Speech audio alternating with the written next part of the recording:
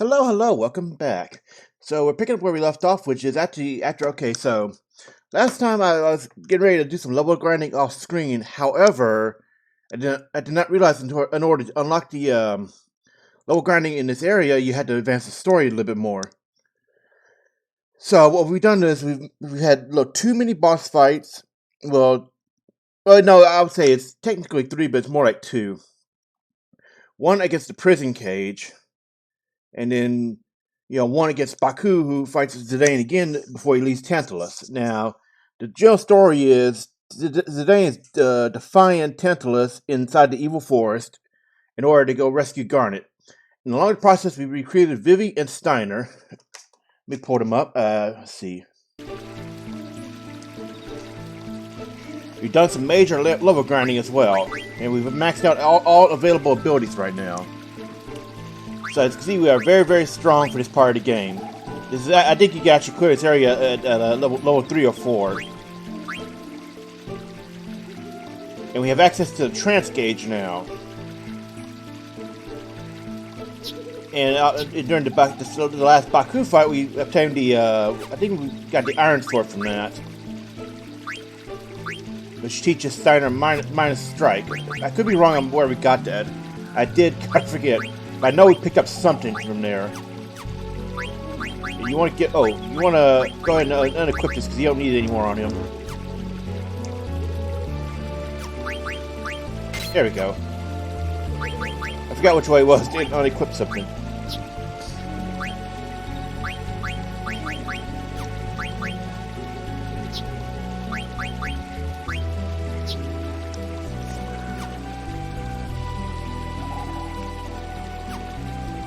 So anyway, we have all available abilities maxed out.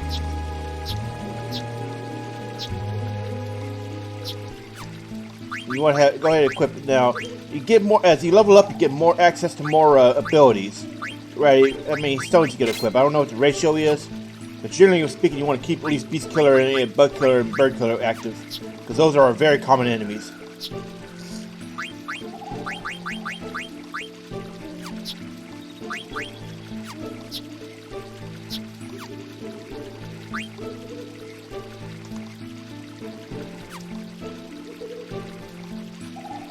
This is sorry. This is a hit point and magic point restoration point.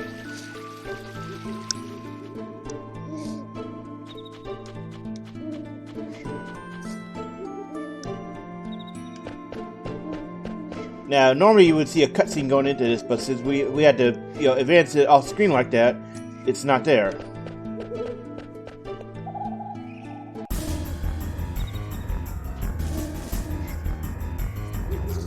And since we're very strong, it won't take long. Now, something to know about Steiner's Mind Strike is it's kind of crappy early on because you don't have that much stuff doing damage, but it starts paying off really later in the game because it works off your missing hit points. So if you're in a pinch, you can do a lot of damage quickly.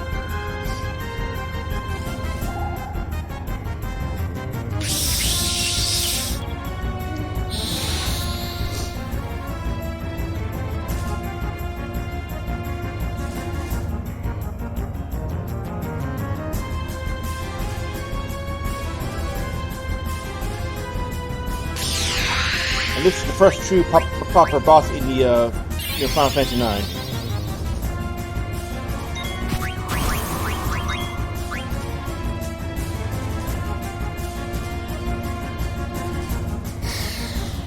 Oh, something I forgot to talk about before I start this is when Steiner and Vivi are in the same party, you get access to the sword magic combo ability. Now, this allows Steiner to take a turn with enhanced damage on his next attack. So it gets a lot better as the game progresses when Vivi learns or otherwise gets access to new abilities.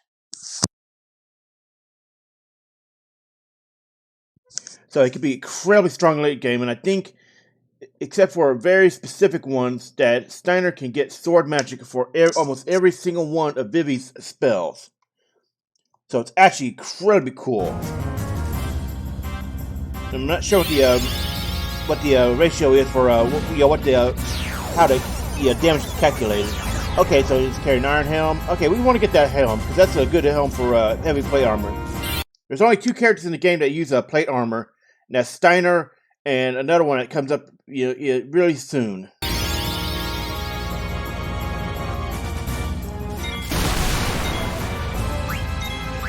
Yeah, it's easy. You want to spend a little bit of time getting this. Go ahead and just crank up this up. Now, see, this is these only spells that Vivi has right now are Fire and Thunder. So as Vivi gets more spells, more abilities come unlocked in sword magic.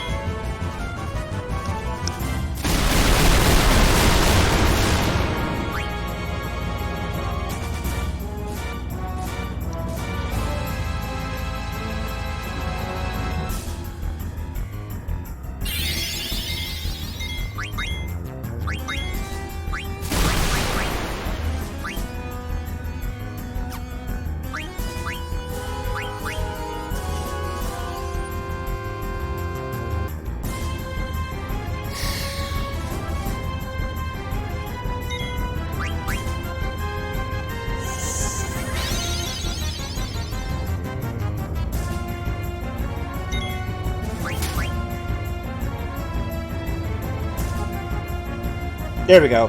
Now we can finish the boss off. Now, remember correctly, he's weak against fire. So this is Fire Sword. Yeah, look at that damage. That's good damage. And Blank shows up as part of the story. He's kind of a meme at this. Well, actually, he's got really strong hit points. I thought he had, if somehow you managed to, get the Iron Helm by now, you could just spam steal him and Zidane.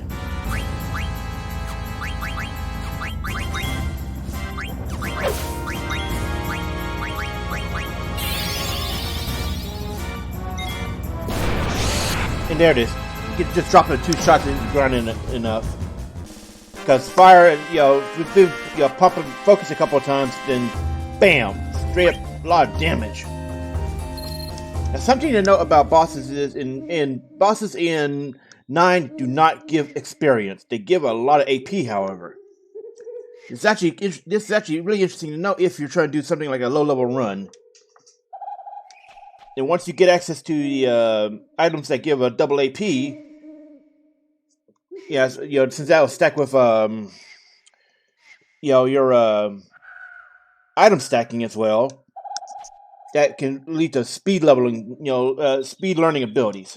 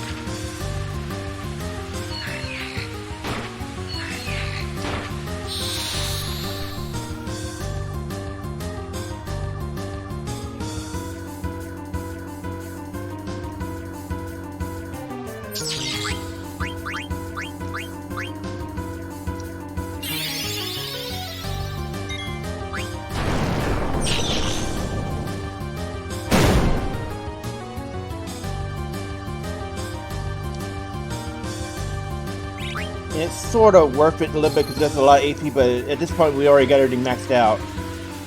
So we don't need to stick around for that AP.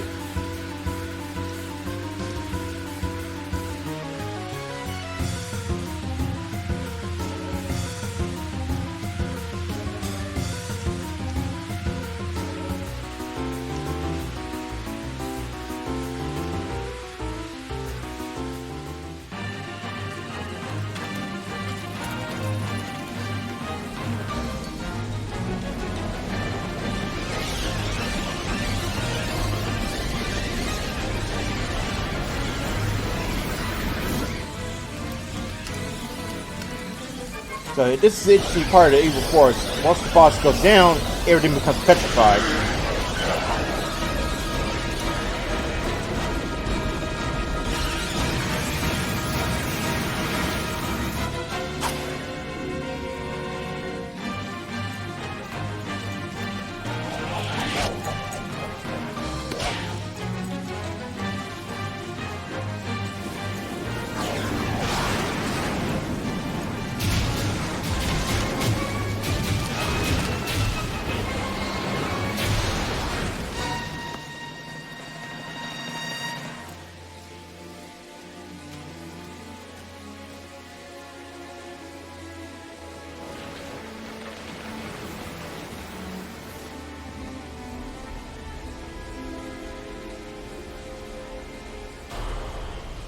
And as you can see, he is petrified completely. Now, this does become part of a subplot for early disc 2.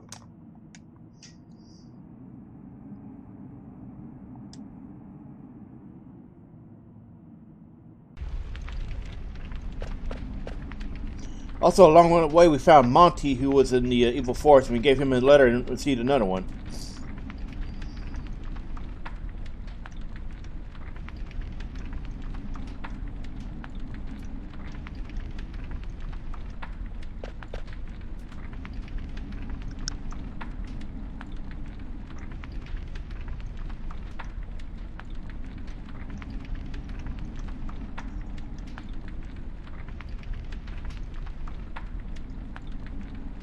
And here's the big Steiner learns the truth that she was trying to get out.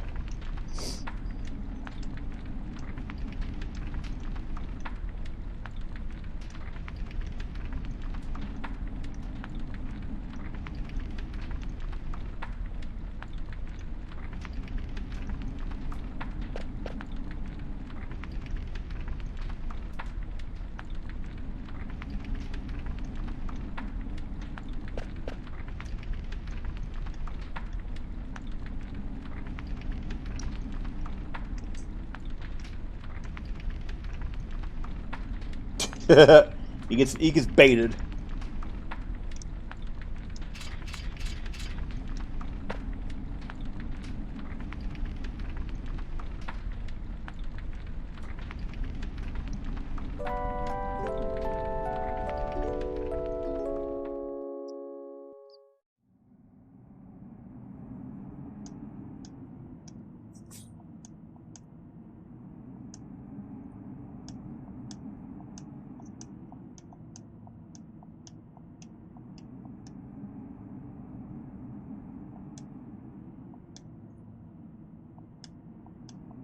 So this is the reason why you want to do early grinding at early level grinding, because the next area is a boss that only Zidane can fight against.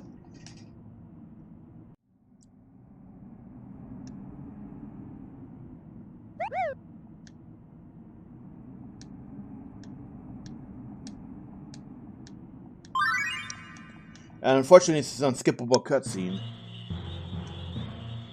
You can actually find these two later on. So it's no point, if you already played the game before, you don't need to do it. All this is basically telling, basic concepts of the game, like save game, like say how to save, basic, equipment abilities, all sorts of things. So it's basically, in the in-game tutorial.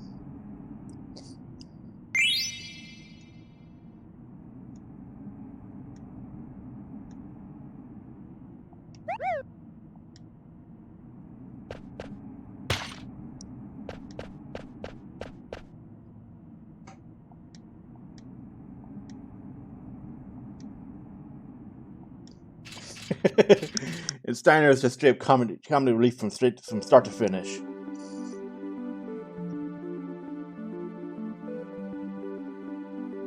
So take note of the riding a vehicle, because this comes into play later on. And since we're on the since we got to the overworld, we are now on the Mist Continent. Now there are 3 different continents in the game, separated by location as well as progress in the story. You cannot get access to the 3rd one until you've gotten the airship. And the 2nd one becomes accessible relatively soon.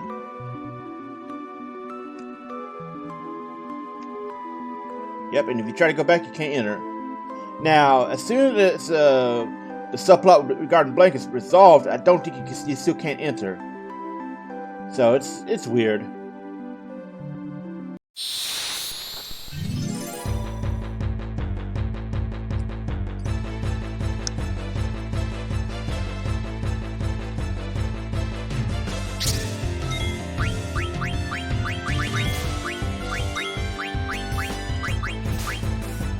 Now, as you can see, Garnet to be very behind on levels, so you may want to spend some time leveling her up.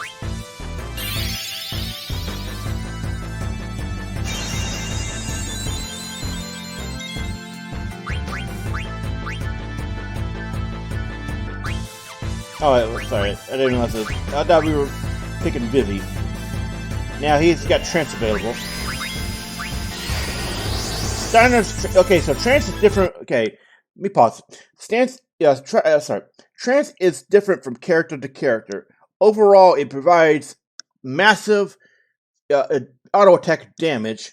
That's across all characters. However, some have different ones. Steiner basically just gets stronger auto attacks. He didn't really get anything special other than that. Vivi will be able to cast Black Magic twice per turn, which can be very, very, very useful, depending on what you're fighting. Aiko will be able to cast double White Magic twice a turn, which again can be very useful. Garnet can cast the Eidolon command, which is kind of like a precursor to Yuna's Overdrive. I would say in a way, because basically what it does is it's an advanced version of the summon command, and once it's used for the rest of her trance, the Eidolon will continue attacking. So in a way, it's like Grand Summon from 10, in that you get an improved summon performance. Zidane gets access to new skills entirely, which are basically either a single target or AoE depending on what's going on, and it requires you have the corresponding D skill learned first. Freya, who we'll be getting soon, gets I think it's called, I don't know what the actual name is. I think it's called High Jump, the advanced version of it. And what it means is once she jumps, as long as she's while she's in trance, she'll continue jumping, and each turn will be a jump attack instead of an auto attack or an ability. This can actually can actually be used to glitch things like party wipes, because Freya is not on the field, yet she's still able to do damage while in trance. So you can use that to cheese certain, there are certain ways you can cheese bosses by doing that. Let's see, Quina gets, Quina is another character that you get real early on in the story. And Quina is interesting because it's a Q, and the Qs have no actual gender. Oh, damn, I just now remembered. Okay, actually, you could have seen Quina very, very early on in when you were controlling Steiner. At least, if I remember correctly, it was Steiner. It may have been actually Zidane, but you can actually see Quina inside the kitchen area of Alexandria Castle before the play was done. So I can't remember if it was Steiner or Zidane, where you can actually see Quina. Now, Quina, back to what I was saying, Quina gets the Cook ability, which enables more success learning blue magic. She's the blue. Well, I don't. Okay, so this is weird. Hard to explain. The Q have no actual gender, and they tend to be referred to by neutral pronouns such as they or them. However, I think most people think Quina is actually female, so I may just go along with the common thought. I remember it being commonly thought that Quina was female. So Quina learns blue magic, and Quina is the blue mage of 9, like Quistis was the blue mage of 8. So Quina gets a Cook, which improves chances of learning magic. And let's see, I'm trying to remember who else gets trance. Okay, Emerant. I'm not sorry, Emerant. It's been a while since I had to say his name. Emerant gets I think, he gets improved throwing skills. Remember right, or it could be something else. It's been a long time since I tend to not use Emerant. I think that's actually all the people who have trance. So, if it's not, then I'll remember. Anyway, for the most part, the best trances are Vivi, Aiko, and Zidane. Depending on what strategies you use to complete the game, you may have better luck. You may want to use Steiner or Freya instead. But overall, those the 3 I said are the best, most likely to be useful.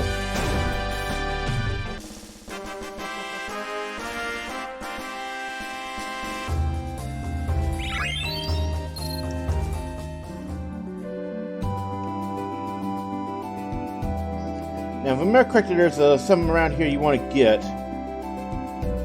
So I'm going to turn on no encounters real quick to explore the area. Oh, wait, okay, there it is. Saw it. So let's see. Because I remember correctly, you want to come over here. And there should be a tree stump. No. Oh, it might be a chest, actually. So you want to take the time to... Oh, it's Northgate. So you want to take the time to explore around.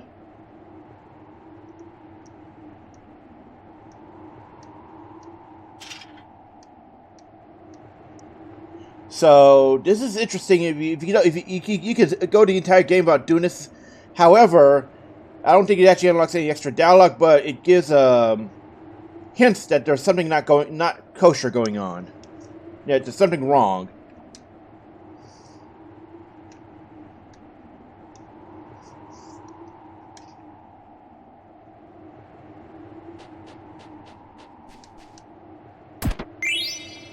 Now, there should be another area around here. It may be Disc 2 where you can actually start. There's a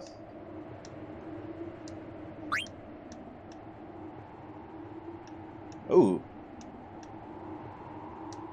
And Zidane's a bit of a he's got a thing for the ladies. Look at this guy, look at this animation.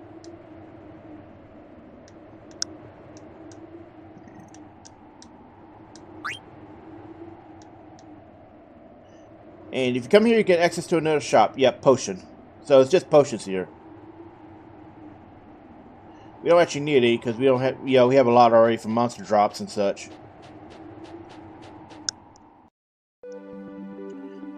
So there should be another location around here, I think. That's not the ice cavern. So we're gonna turn on speed boost to get through here quickly. Gotta go fast. So, okay, so basically you cannot get across here right now. You can later on, though. So, I may have been wrong. There's a side quest in the game where you can find special coffee types. Now, you want to get them because it unlocks a special item that you get as a collectible. It's a hidden item otherwise.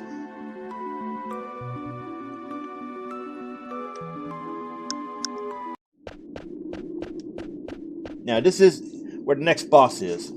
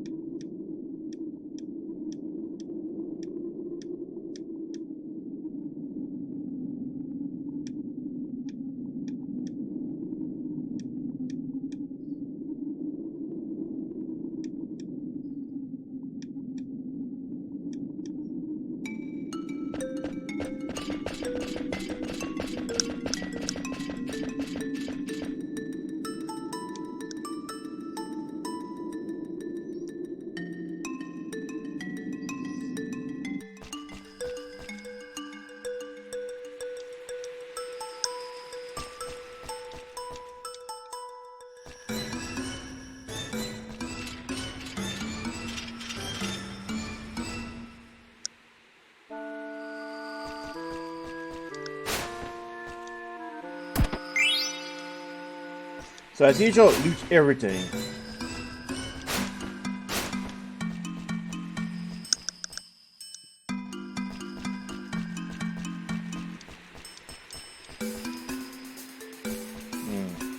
I'm trying to remember how to get over there. Oh, you gotta go around. If you wander into the the mist, you get you'll get a encounter.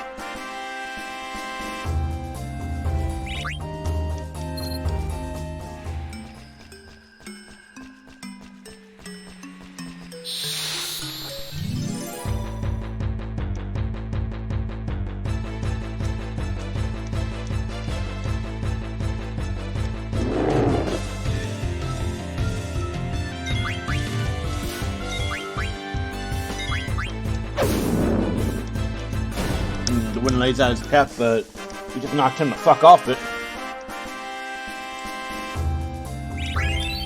Also, something to know about the wind poses is that depending on the weapon for Zidane, Aiko, and Garnet, that their wind pose will actually change.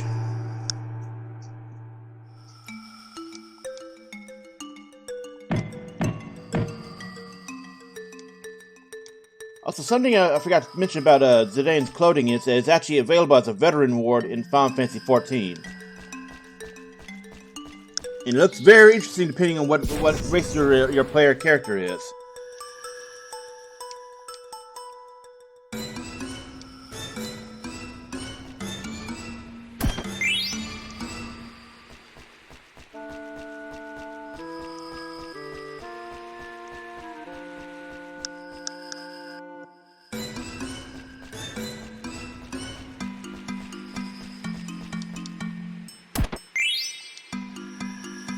So if you want to, avoid encounters, you need to wait for the mist to go down, and you want to go up there first, get the chest, then have it melted because you cannot get to it otherwise.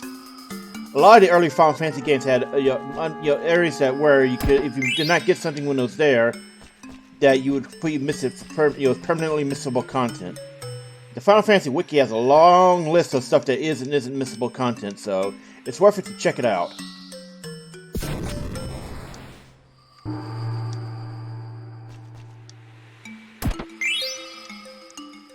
And I always thought it was strange that this game was just giving you, these elixirs very early on. It's not a hard game unless you're incredibly under-leveled or something. But it always seems strange that something like late game save button item like that is so easily accessible early on.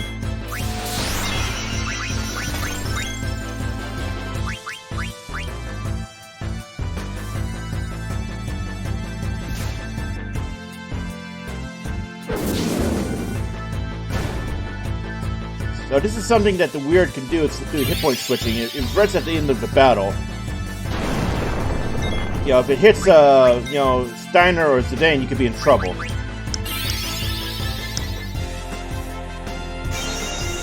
I think it goes based off current hit points rather than max.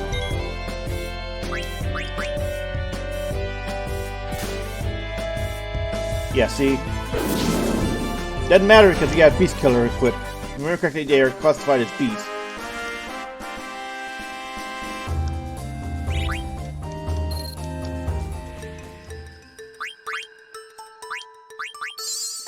So something to know about items is they have less impact in the field and full impact in battle.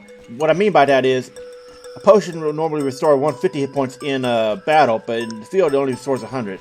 So that can be very useful to know if you're having trouble keeping your people alive with items alone.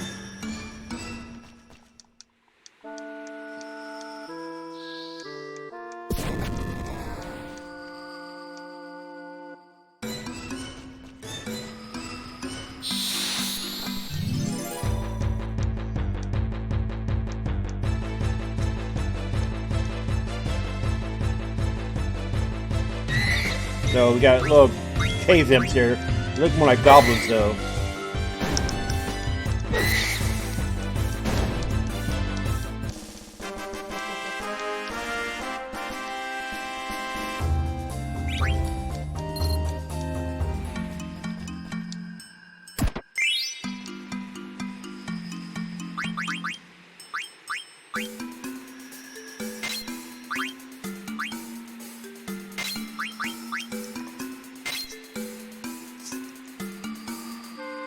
Okay, so Shell is an ability that Garnet can learn. And she starts off with Cure, Panacea, and Protect on her rod. She uses rods and rackets. Rackets are, well, pretty much tense rackets with fireballs in them. I know it sounds weird, but Final Fantasy.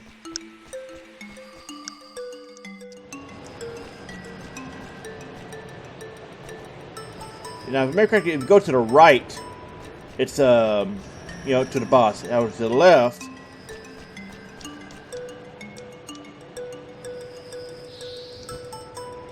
get access to a save point.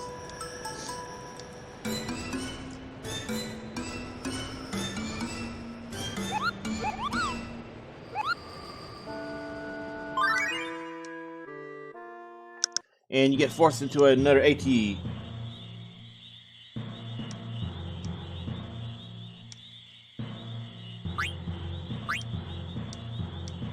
And pretty much just ignore it, because again, this is a resource for people new to Final Fantasy or new to Final Fantasy 9. Because there are some differences between 9 and the other two on PlayStation, for mainly, for original main series titles.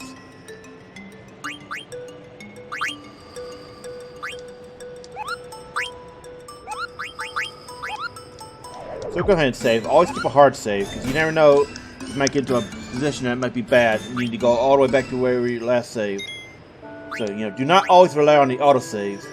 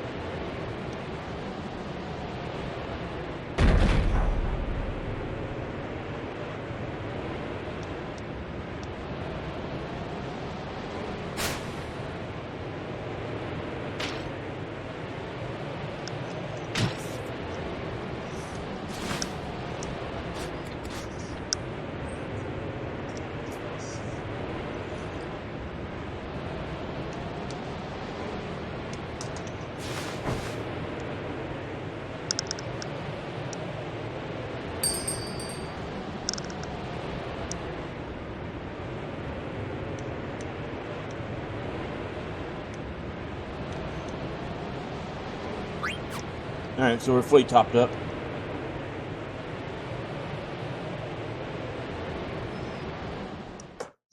Also, something to note is every character has the ability that uses magic in some form or another.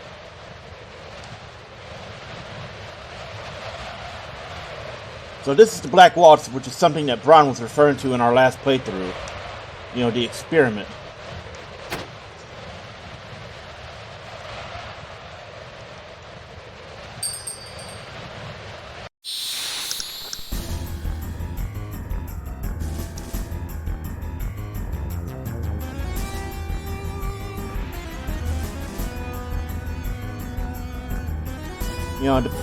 The Black Waltzes are basically Terminators.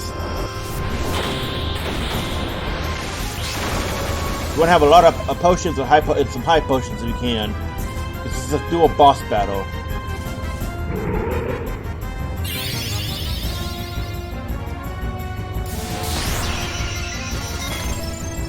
And you can see, it does quite a bit of damage.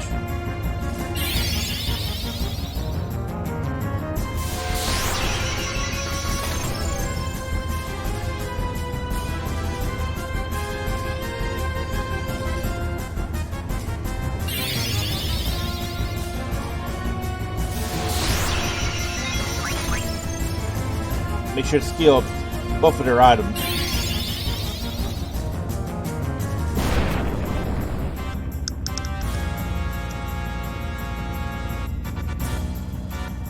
Ooh, that was a lucky steal.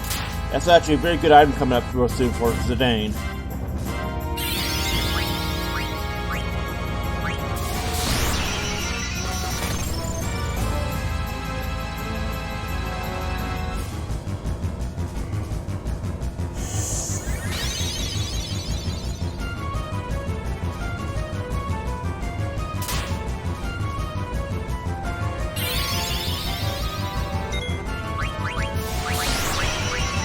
I'm trying to remember what else the Black Waltz had, so...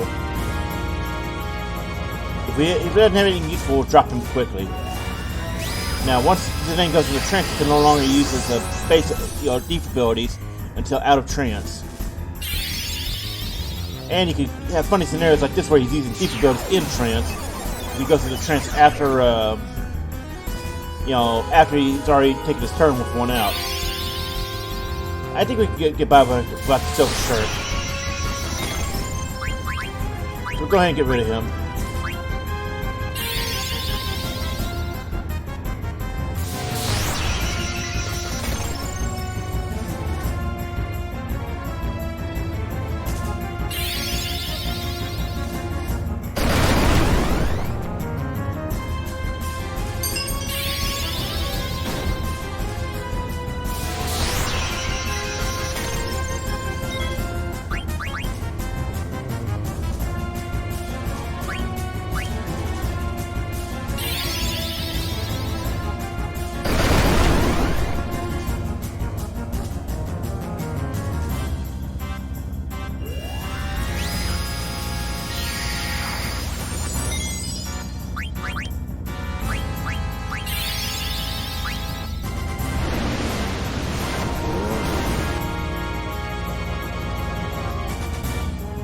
Now take note of that guard ability, because you could straight up ignore some elemental or status effects by having a guard ability up. That becomes more common in this 2 and 3, and is actually required in order to fight some bosses later on. We don't need to use a high potion.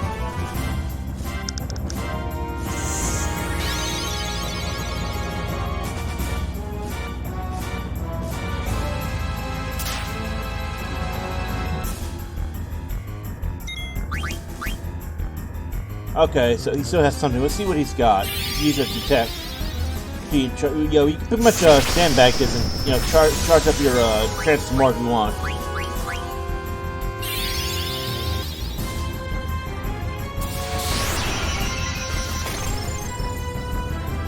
Right now, let's see what he's got, because I think we got the more important item, which was the Mithril Dagger.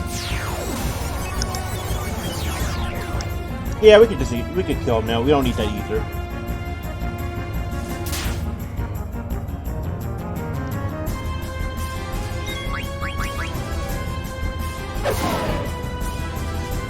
So basically, I think actually one Tidal Flame will wipe him out with this level, or 2 free energies. Either way, he's not a difficult boss.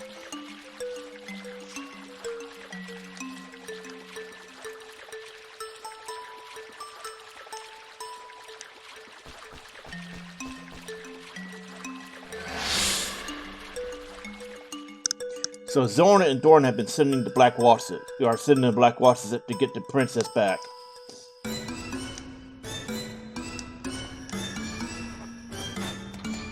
And now the blizzard is stopped.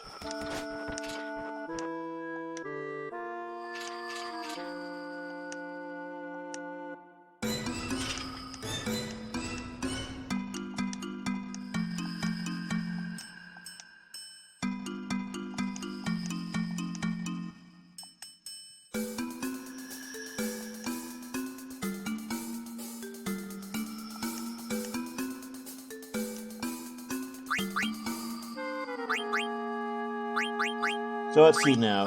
Get that item up quick. Now the bandit ability is actually really useful. Rather, the support ability.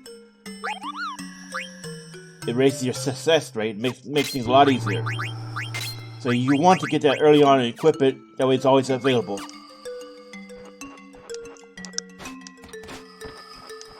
Now America, there is a reason to come over here. I guess not.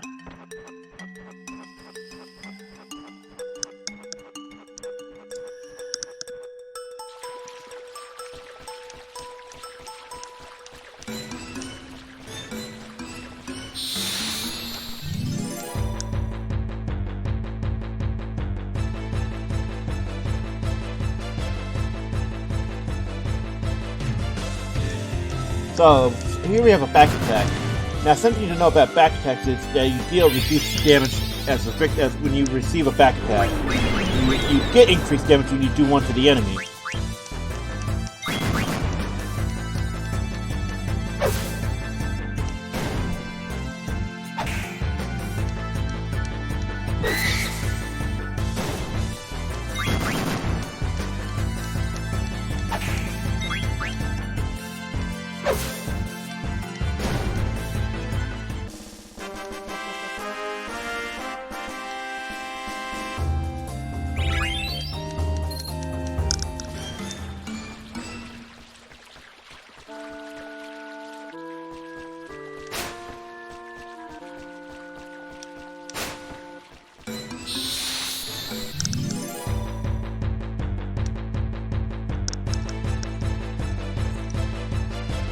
Now see here, we got a back attack on them. Now you see what I'm talking about. It's called preemptive strike when we do it to the enemy. And now we have a lot more damage.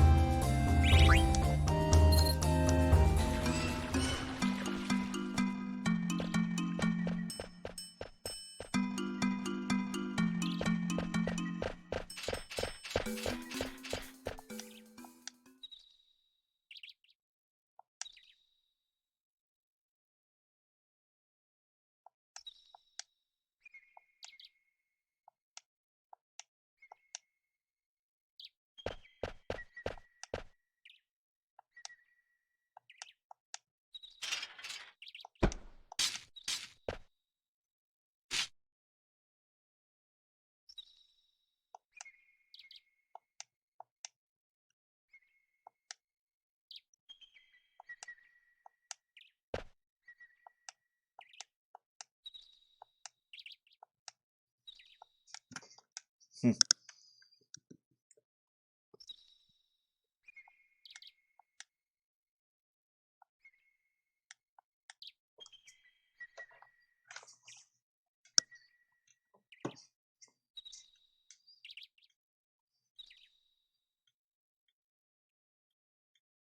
So you can rename her, and it doesn't actually matter what you name her. It's because whatever you tell her, or rather, whatever you put in is considered an alias that used the rest of the game. So you can actually be pretty cheeky and just give her Garnet again.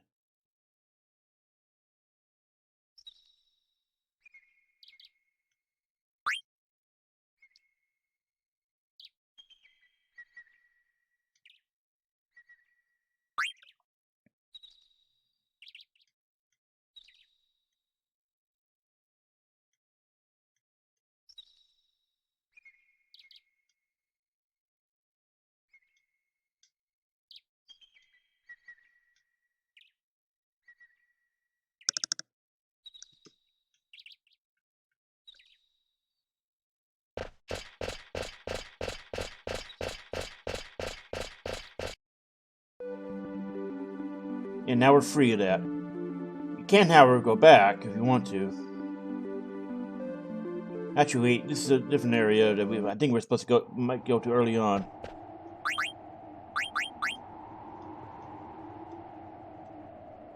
So that is actually interesting to know. Because that becomes relevant, later, relatively soon in the story.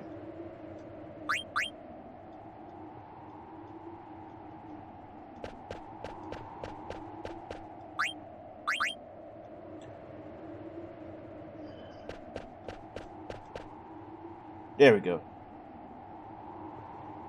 So if you wait around, the innkeeper and a shopkeeper actually shows up, and you want to have a few tents. There's a boss coming up. Rather, there's a boss near the end of Disc 1 that is actually very, very weak against tent. So I'll explain when we get there.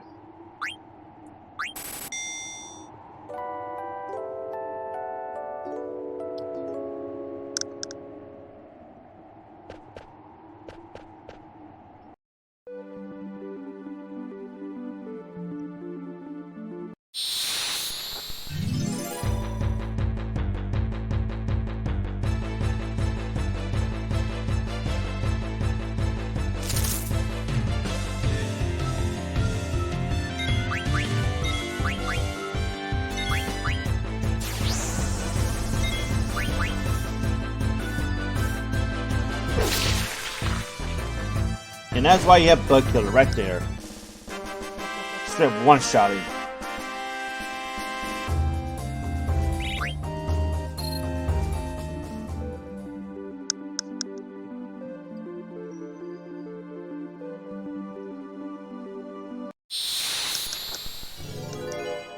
Oh, this is okay, so this is actually part of a really interesting side quest that helps you out much later on.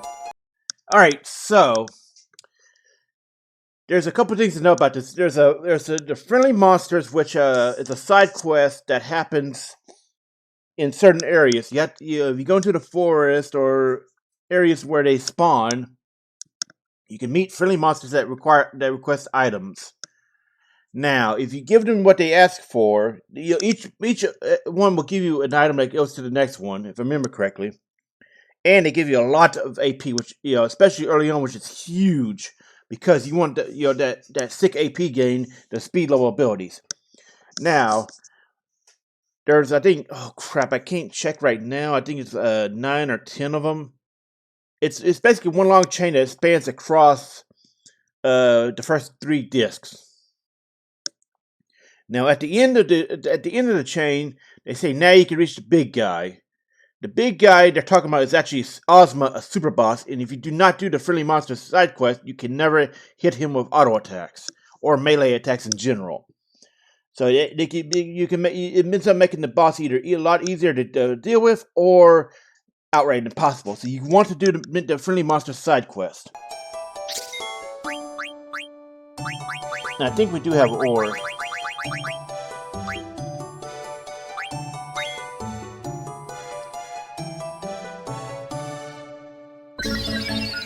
There we go. And it tells you which one's next. So when you get to an area spawning ghosts in the overworld, you'll know there's a friendly monster nearby. Now there's only a few on disc 1 and a few on disc 2, and the rest are on disc 3. And sometimes it's better if you want to really game the system in the sense of maxing out the rewards. You wait until you have a lot of items that need learning at once, and rather a lot of abilities that need learning at once. Equip those items along with something that increases your double AP. Gives you double AP gain. Now, once you have that double AP gain, then do the friendly monster side quest, and it's about, I think, 200 or 300 AP. It's an incredible amount of AP that you can get very quickly by a little bit of luck in the airship. So it's always worth it to start this early on.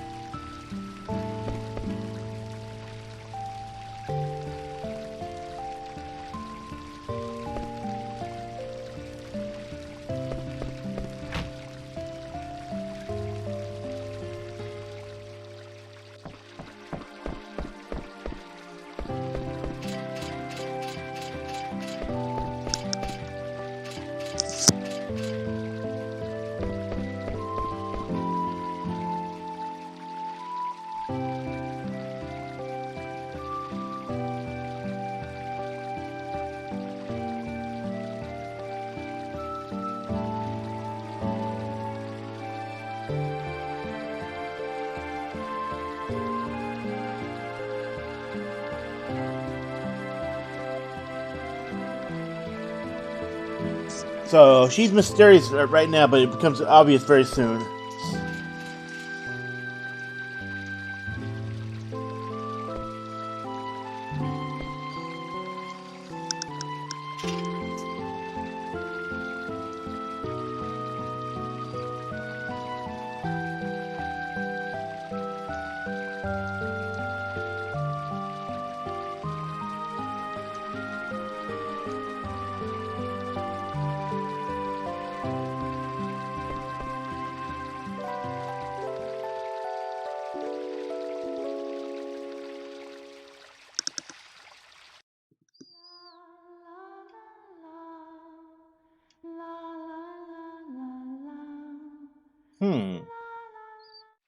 You know, it showed looked like a treasure box. Treasure chest. I've never actually seen that effect in this game before.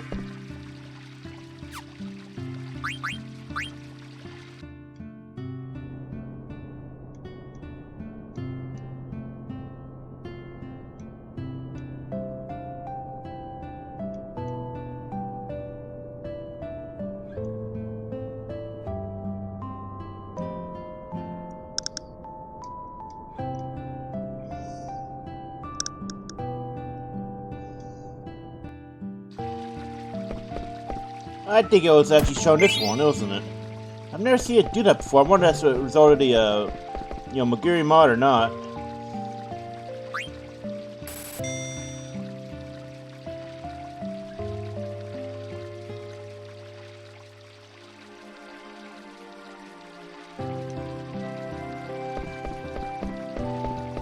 I wonder if it gives another one or not.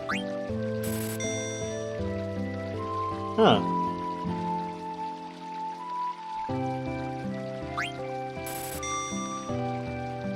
Interesting.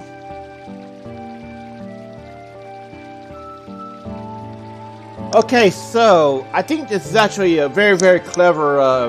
Okay, so if you don't know what happens next, then it seems weird. But I think it's actually clever. The game cleverly telling you what's about to happen. You're getting deja vu. You're going to see familiar faces, and you've met a long lost friend. Said long lost friend is coming up soon, and it is Freya. So I think this was all these years I never realized it was actually telling you what was about to happen. That's actually very interesting.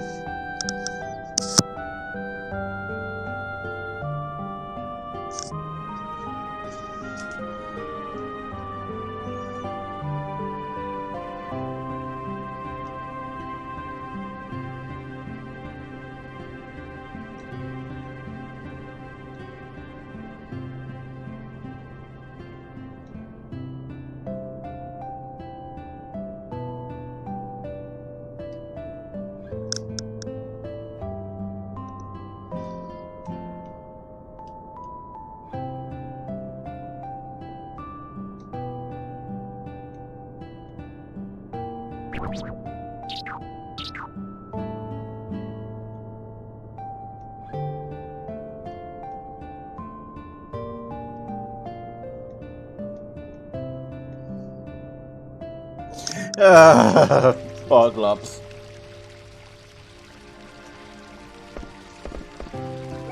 And here we have Gumo, who has that letter for her.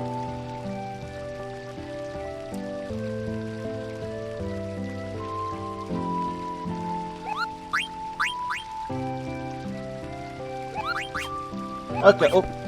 All right. So, whenever you go to a new Moogle, you should do check for letters, because sometimes you have to talk twice in order to get a new letter.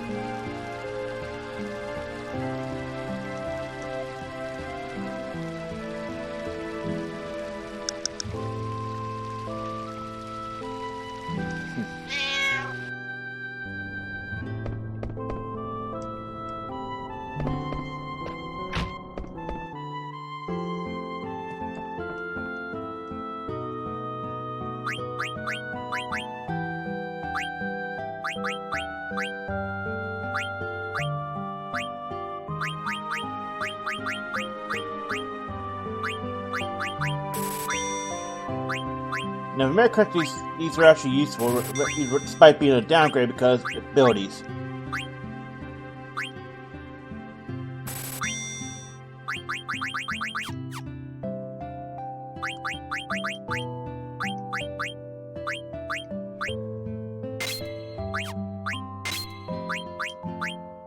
And this is also something very, very, very useful for Zidane.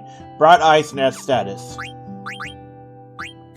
Because Bright Eyes makes him immune to, being blinded. And add status is very useful because a lot of his weapons, especially later late game, have status effects that are very powerful. So you can actually see. You have to press the select button, which is to bring up the help thing, which will tell you whether or not something has a status effect on it. I think all of Zidane's default swords have status effects, so it's worth it to have add status on him.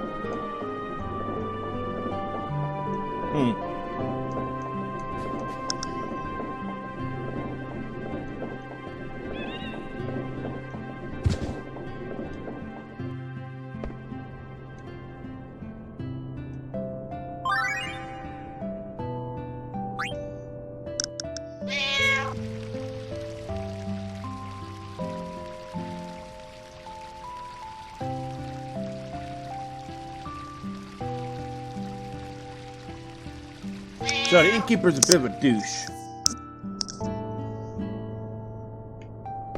And you can only pick one or two. There are some times where you cannot pick another ATE. Oh, actually, I guess just Joe, it's a different area.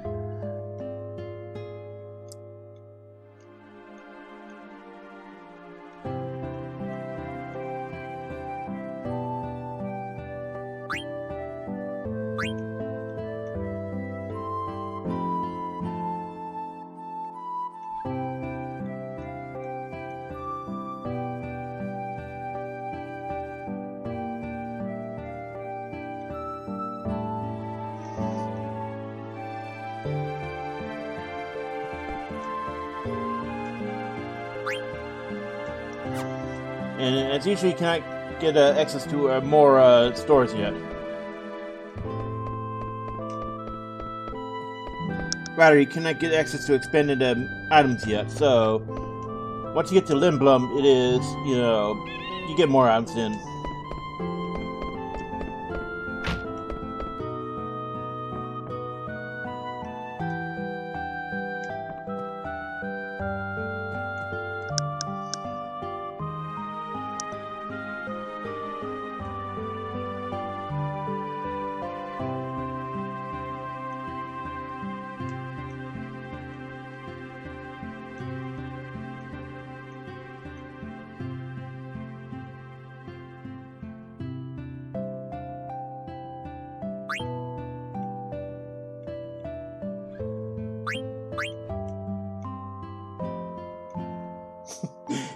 You can always pick the funny option. Yeah, I would always pick the funny option, but you can pick whatever.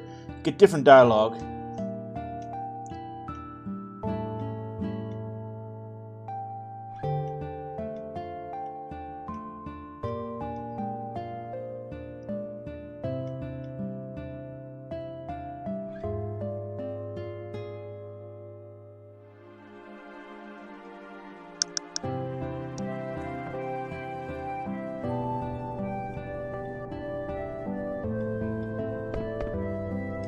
You still can't quite leave yet.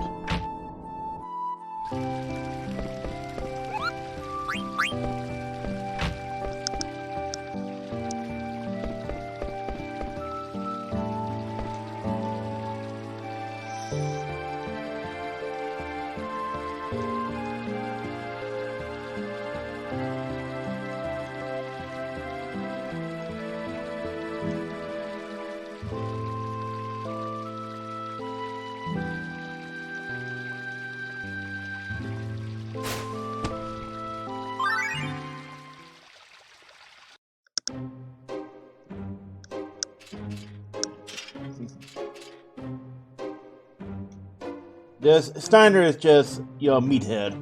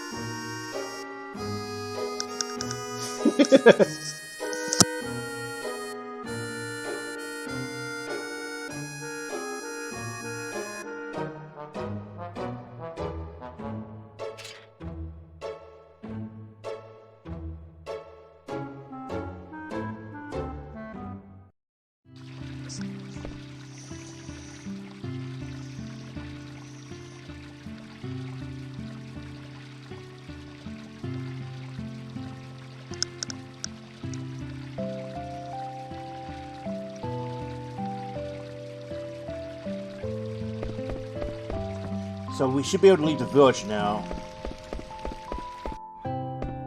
Yep.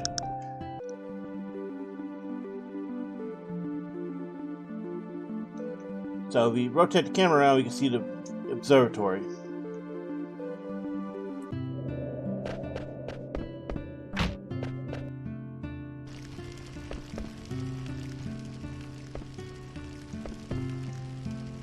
So if you press by default, the card button is, X button on a 360 pad. On a PlayStation, it's the square button.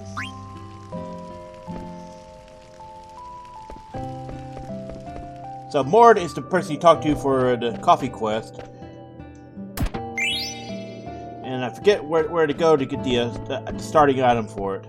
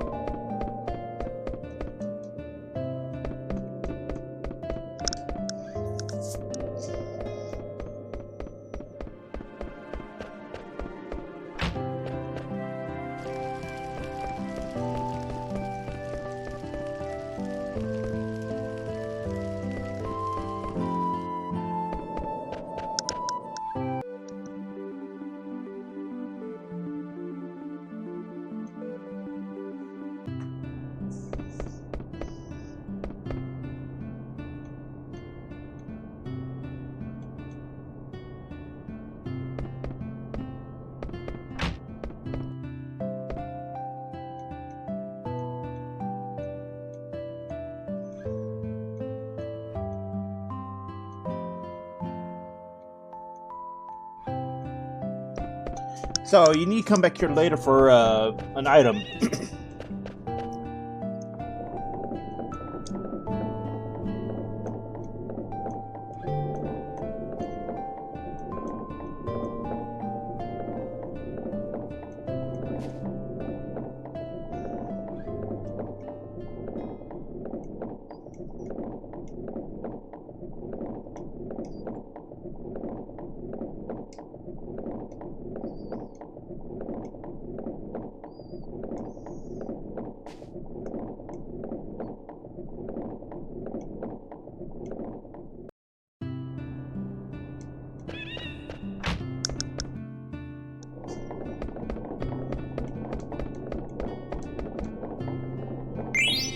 Oh, this is where we actually need to go.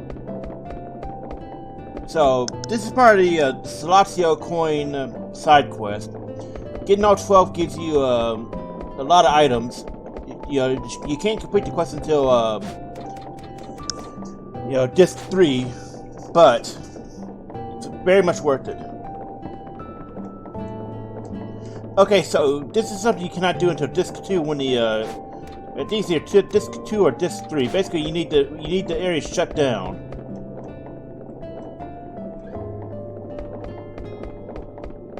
And you cannot get the mayor's key until something is done about him.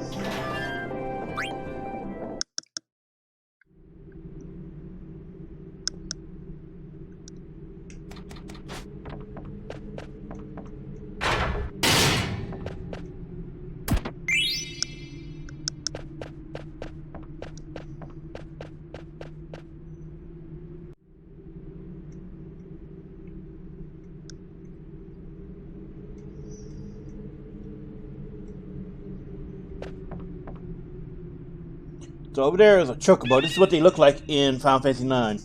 In each iteration, they change significantly, but they still maintain the overall look of a giant yellow bird. I think it's Final Fantasy VIII is where they started changing them every one. Otherwise, they kept the same, same iconic look that they have in up to 7 or so.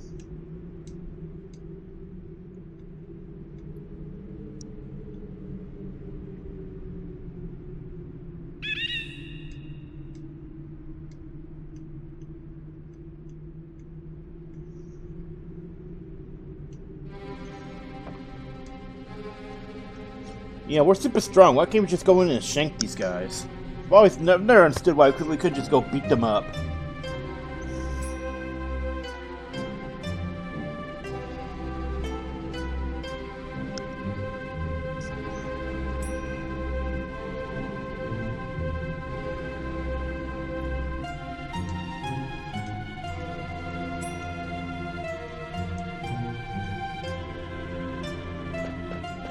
So now we got a clue that Alexandria is up to something.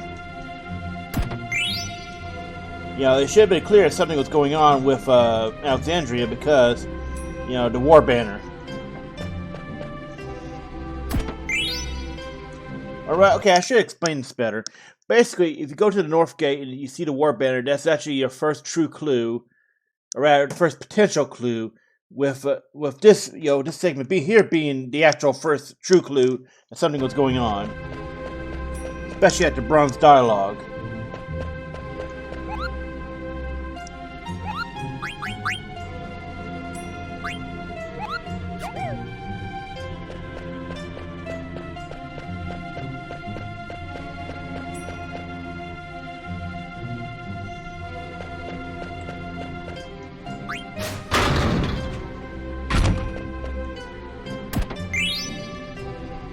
There should be a way to get up there. I don't remember how, though.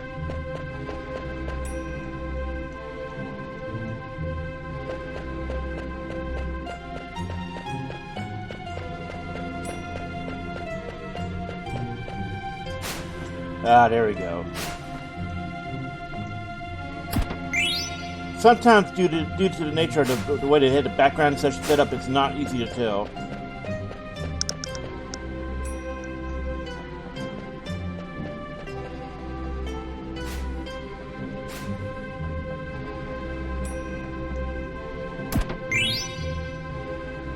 So a lot of these areas are ones you cannot, you know, I think I said something before, but you have to make sure you get stuff in here because, you know, a lot of these are one-time only areas, or areas that you cannot easily access, you know, until much later on, from whenever you first encounter them.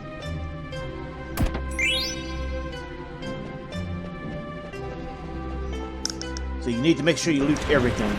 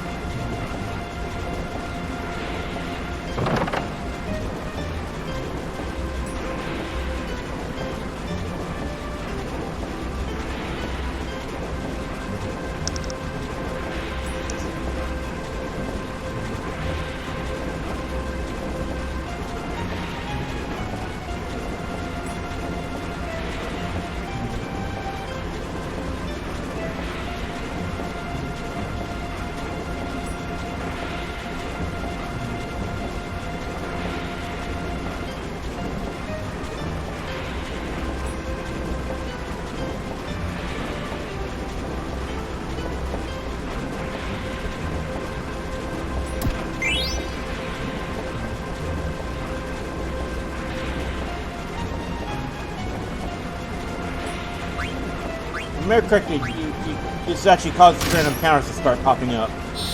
Ah.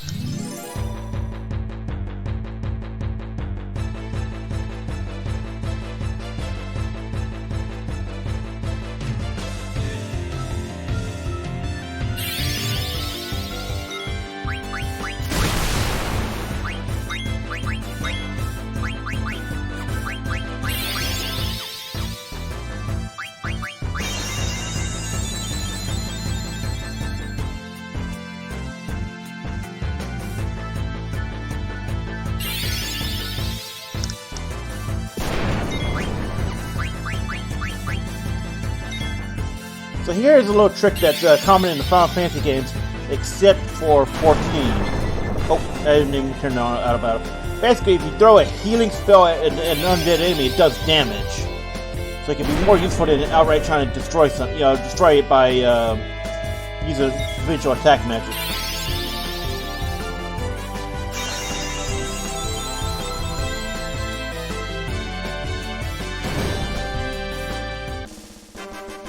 And it's very useful in some instances. You know, it's a low cost, high damage nuke against undead.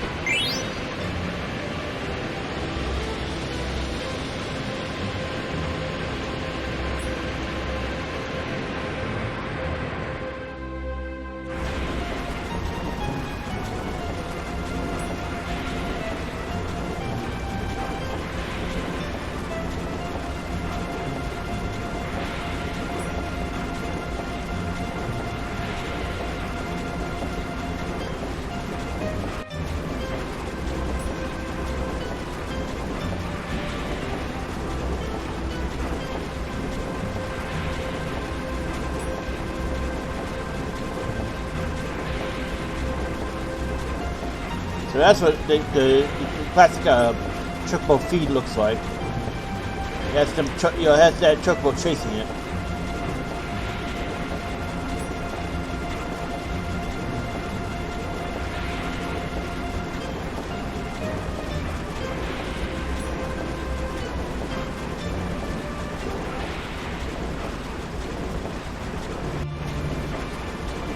And now, horrible truth that they've been making black mages here.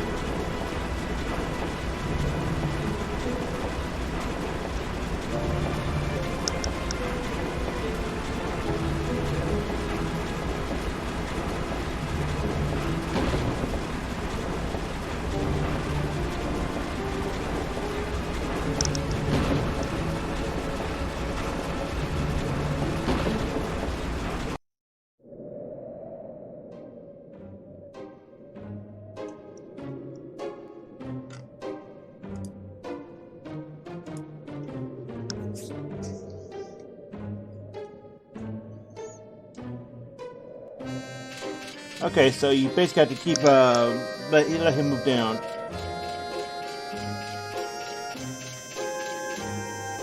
I think you can actually go ahead and wait on him to come up here.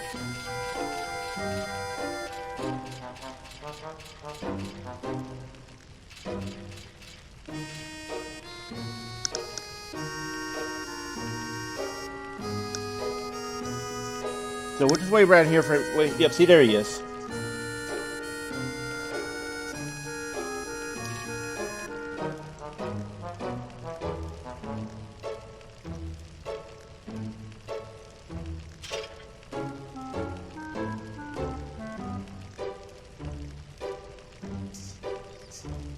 Ward's kind of got some points here.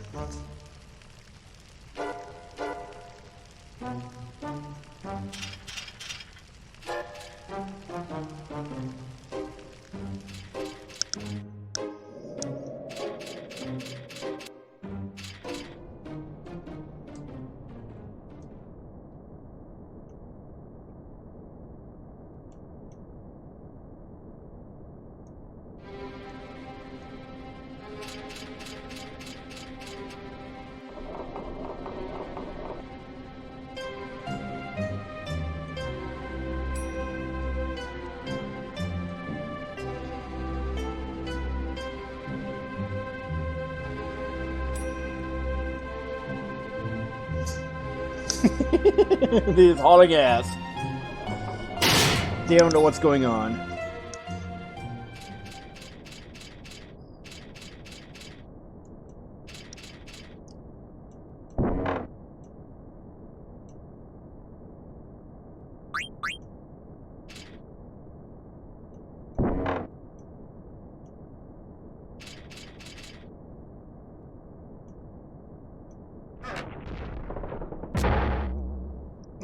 Okay, and if you poke it with a sword, you get a different dialogue of Scarlet coming out screaming at him.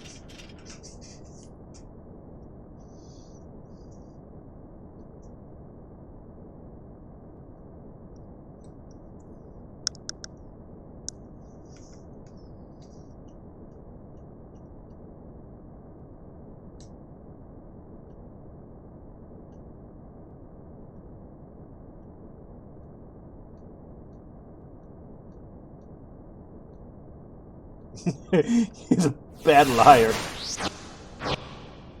God damn, teleporting around.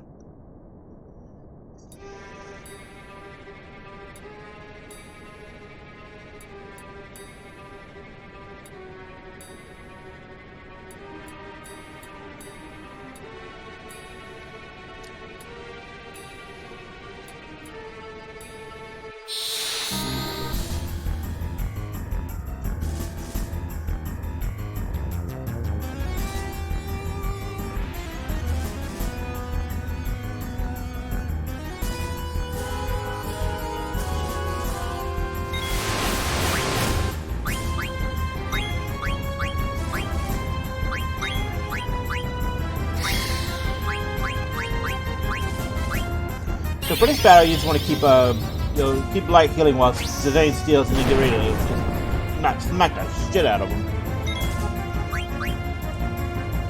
Oh, that's a good one. Now, Mirror Kicker is also another one that you really want to get off of him.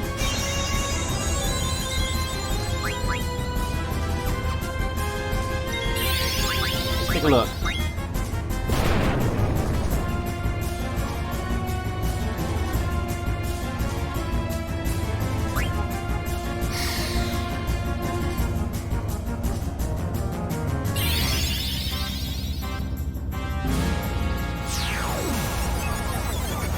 People that America that's actually really nice for Vivi, so you want to get that.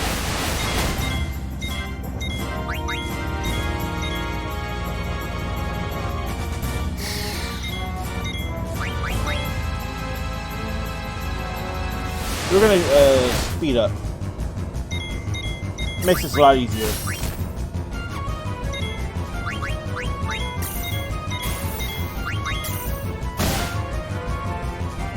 There we go. Now we can finish this.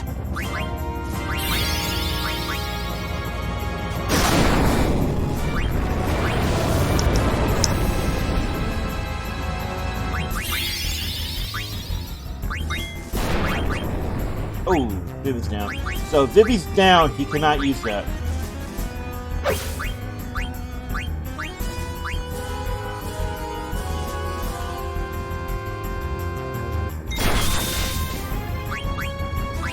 He didn't really do much damage because he hadn't had many hit points left. Now, if we would wait to do that after that hit, it would have done more.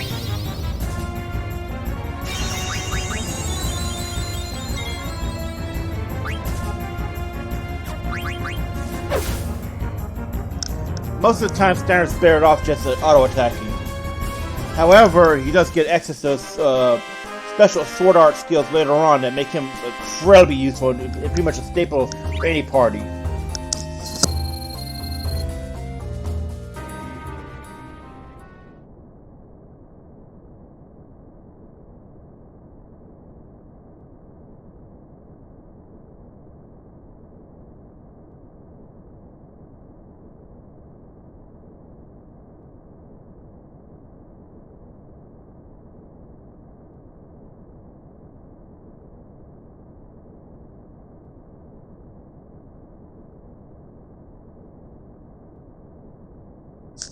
And we don't need to rest because we have enough items and everything.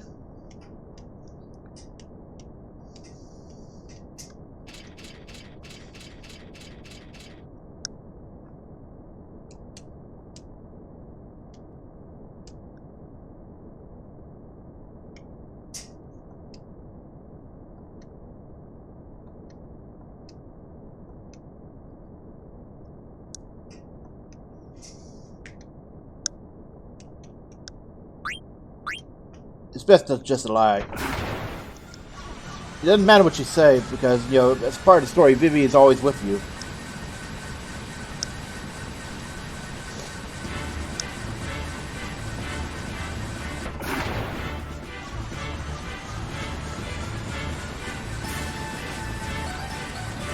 So what? Okay, so from my understanding, the Final Fantasy IX OST, the song being played now is Zidane's actual theme, but it's extremely rare to hear it, which is really odd.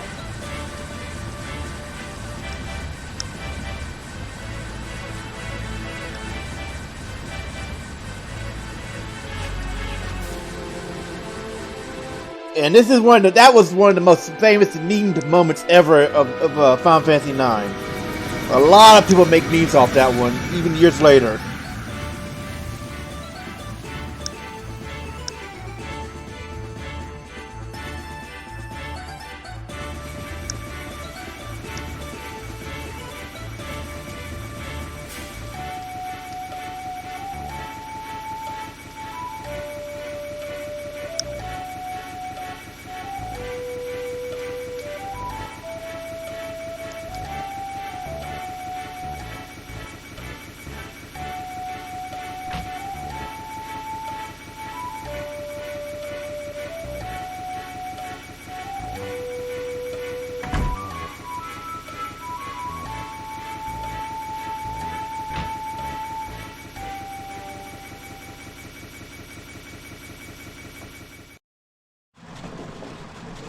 And there's more of the black mages.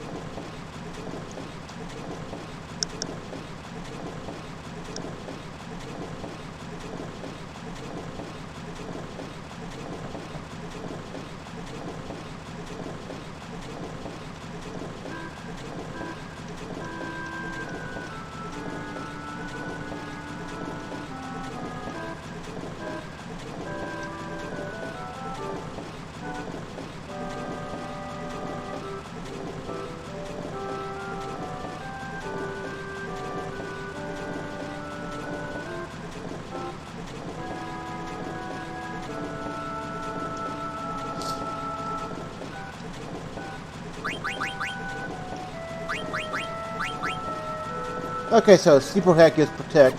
It's actually an item for Garnet.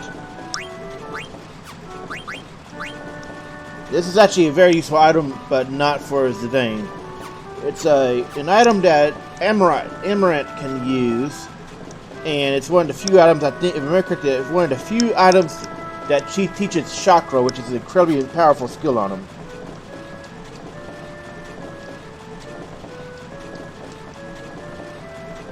So you want to hold on to that letter plate until you get Amaranth. I think it's Amaranth. It may be Amaranth. I've never heard his name pronounced, so I cannot be sure, but it may actually be Amaranth.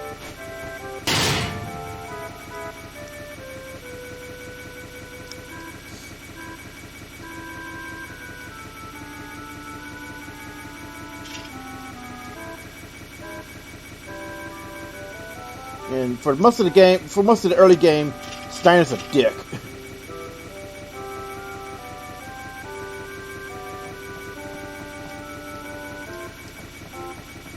And he'll actually actively block it off. So if there's anything down there that you didn't do, you can't do it until he leaves, and I don't think he... Yeah, I don't think it's possible to go back down, ever.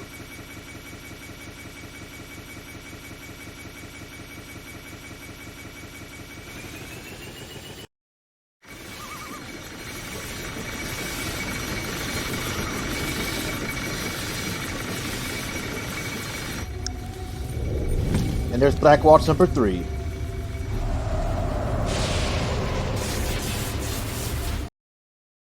Fortunately, there's only 3 of them.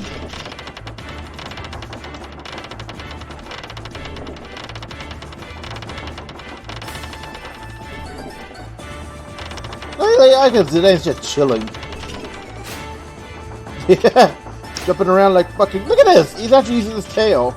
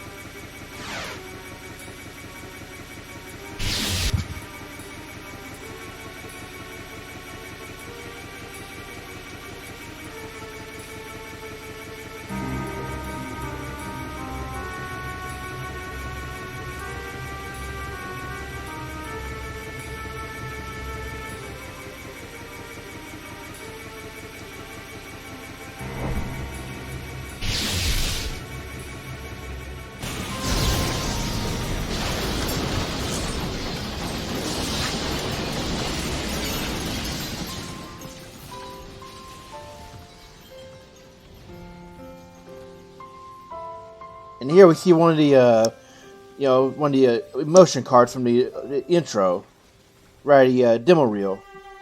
Like I said, a lot of these come from actual cutscenes.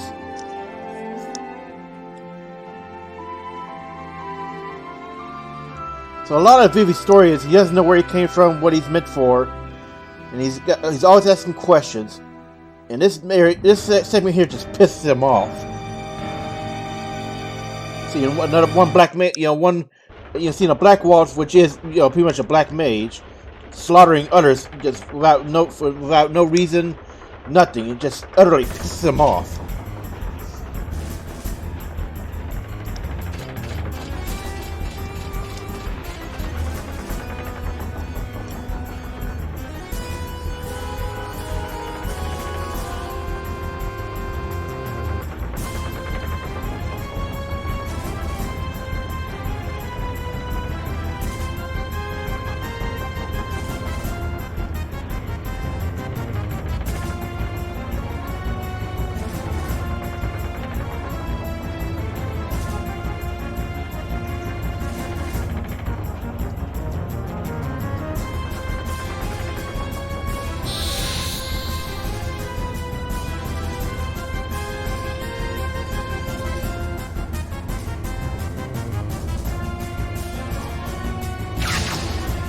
And here we have a scripted trance.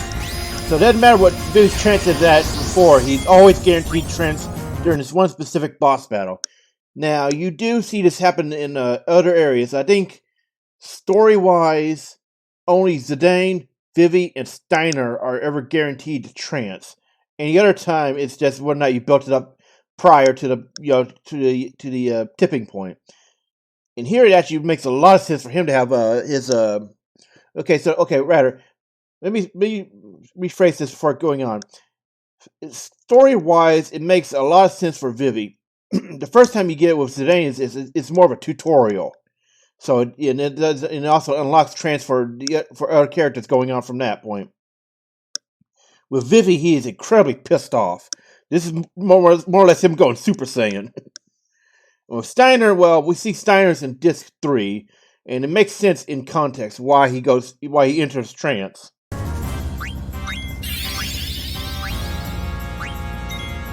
Now, something to know about trance is, as long as you do not take a turn with that character, it will not deplete.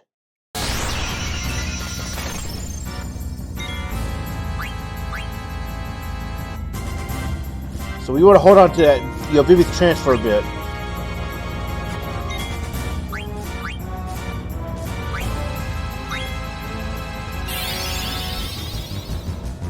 And you'll notice when he enters trance, he looks more like a standard black mage, rather than having the broken hat.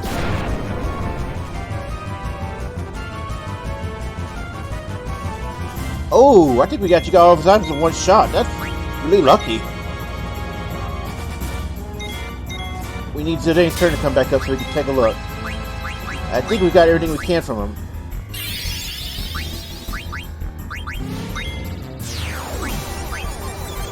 Oh, that's right. Those silver gloves are incredibly useful for both Freya and Steiner, and it's useful to get them early on because they provide very, very useful abilities. At least one ability.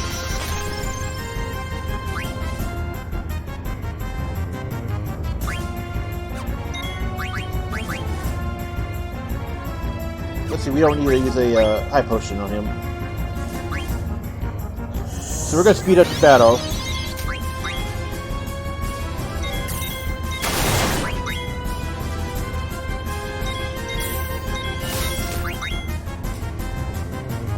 And make sure to slow it down when you want to heal, just in case.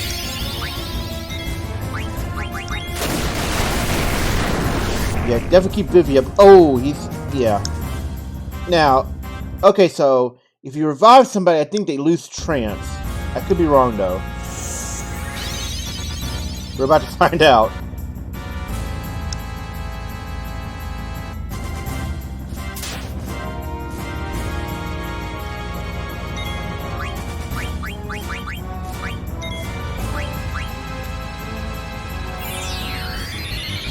Oh, they get to keep trance. Okay, cool. So that's actually really useful to know. It's been a long time since I didn't remember.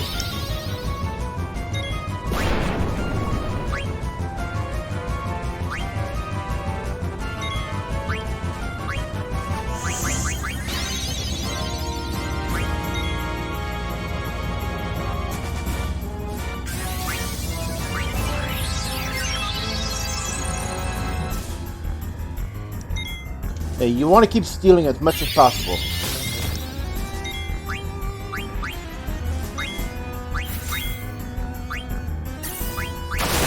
Even with Bandit equipped, it can still be a pain.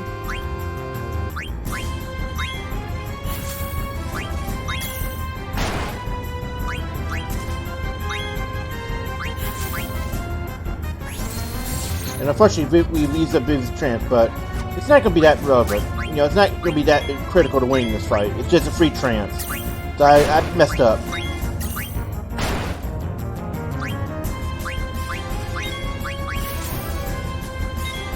So you want to have a high potion stock because you do not have access to Garnet.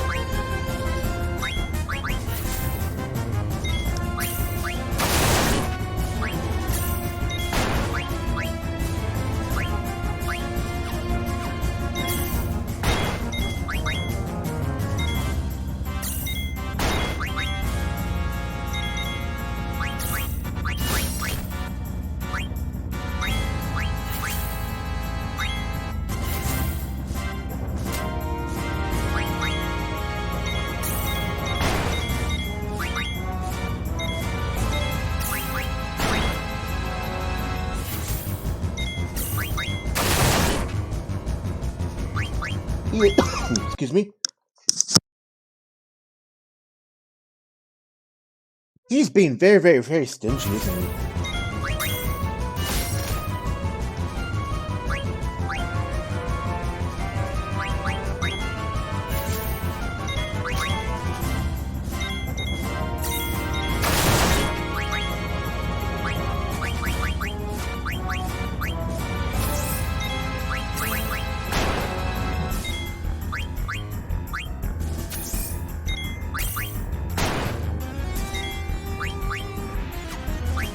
So this is an interesting trick we can use here. Basically, we can bait the boss into attacking someone recently revived, or if he ignores him, then Steiner could do basically a huge damage nuke via Minus Strike. Now, I talked about it earlier, but Minus Strike gets a lot more valuable as the game goes on because the more when he's got something like 4,000 or 5,000 hit points, that's some and he takes a lot of damage. That's a huge damage nuke for very low magic cost, and it can be preferable to needing his something you can learn very early on as well. So it's actually incredibly useful, incredibly powerful as the game goes on rather than early on.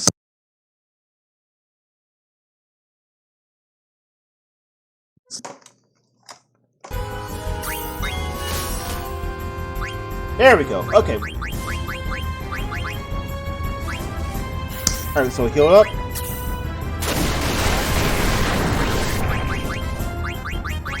Revive Steiner.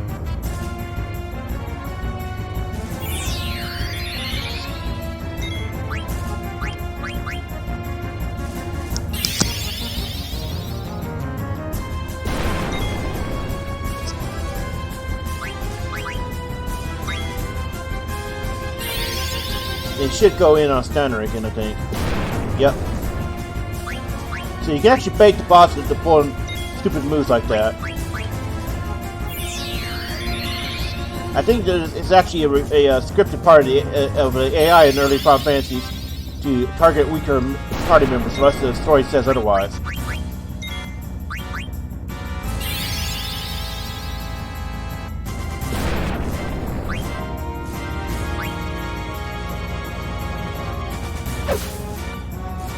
And the boss doesn't take much to go down, so you can pretty much sandbag until you get the items. It's very, very important to steal those silver glows.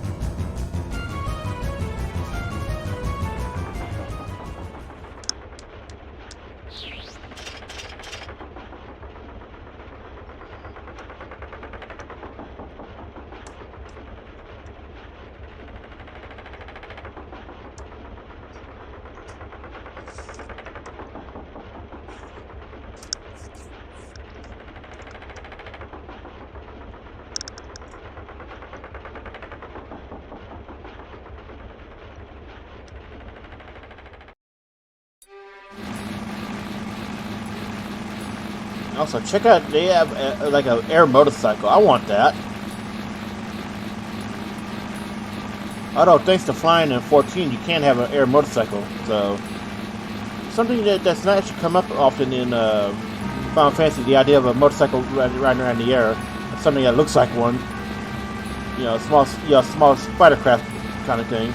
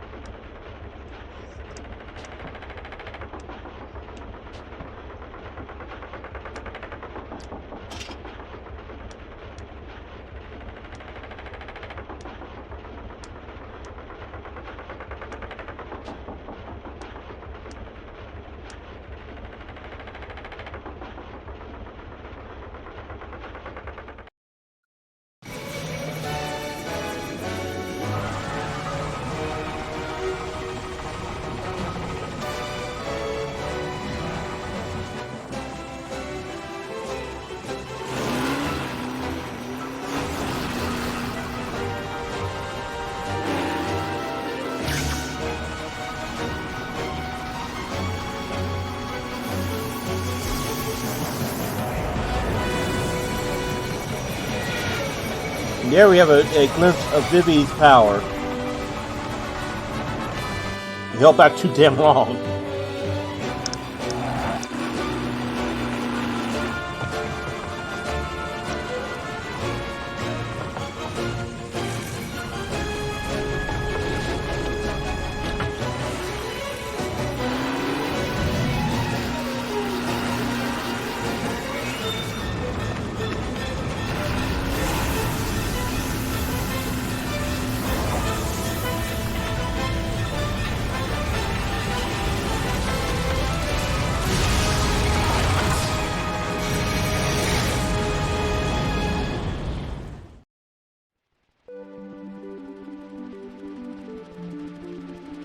And here we have an in-game cutscene now instead of just the pre-rendered one.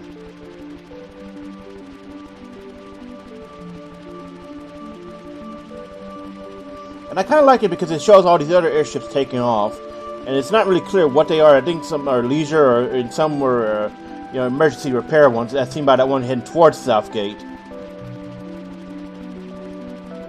But it gives a nice little feeling of the world being full. You can see some coming in and coming out of Lindblom.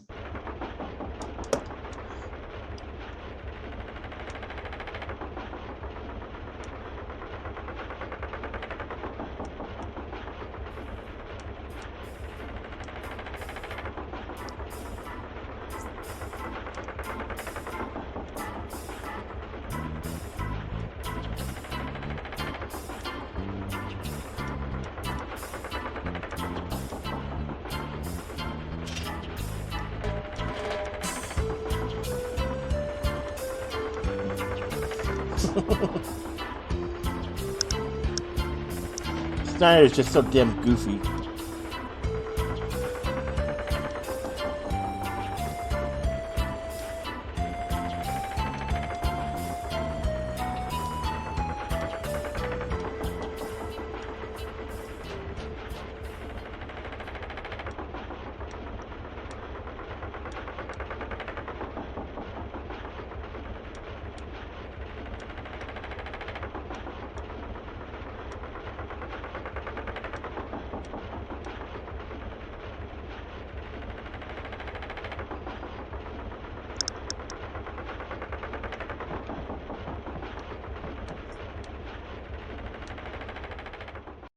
So here's something interesting about Lindblom.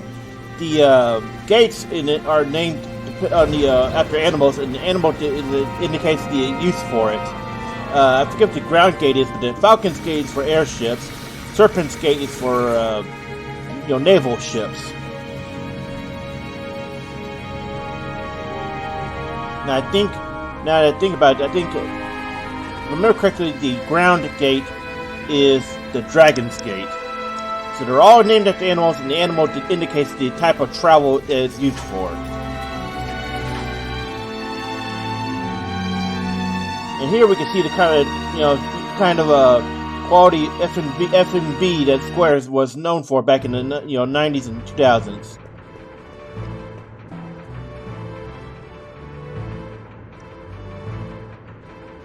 Now, something I didn't mention is, assuming you don't count the re-releases of older titles in remakes in general, Final Fantasy IX was the last Final Fantasy to not have voice acting in cutscenes, which was a huge deal for Final Fantasy X. That voice acting was now present both in the game as well as cutscenes, because it had been a serious tradition prior that there was no voice acting cutscenes. There were sound effects, certainly, but the characters never spoke. They communicated through body language.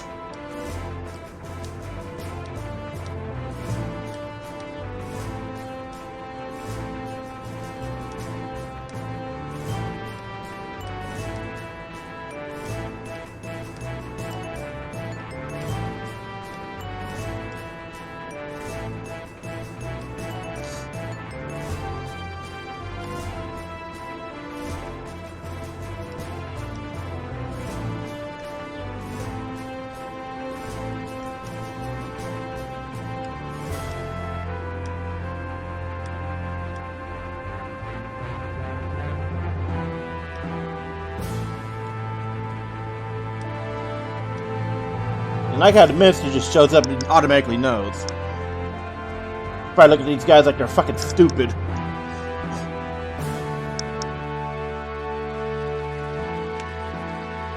And now that we have control of the party again, we're gonna equip some of these items that we got. Ah, okay, so now we have access to Blizzard Baby. It's something I neglected to think about when, you know, when we had it before the boss battle.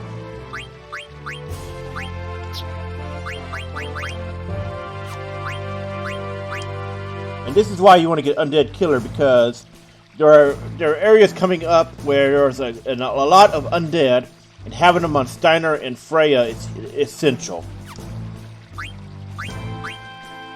Ah, okay, so now we have 2 Iron Helms. You want to give these...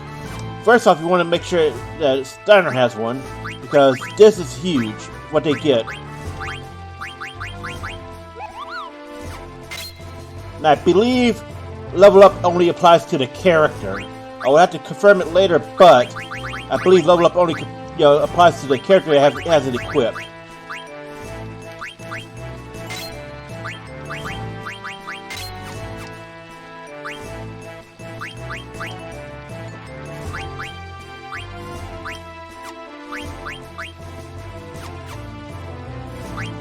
So anyway, level up and ability up are the 2 major anti-grind abilities, in the sense that they help to grind a lot. And ooh, boy, do they help a lot. I think, if I remember correctly, okay, so I will make sure to confirm this later, because I am not sure, and I can't look it up right now. But I will look it up, and I will confirm the percentage increase. If I remember correctly, ability up is twice the AP gain, and level up may be 50 to 100% increase the gain. I cannot be sure, but I will look it up as soon as possible.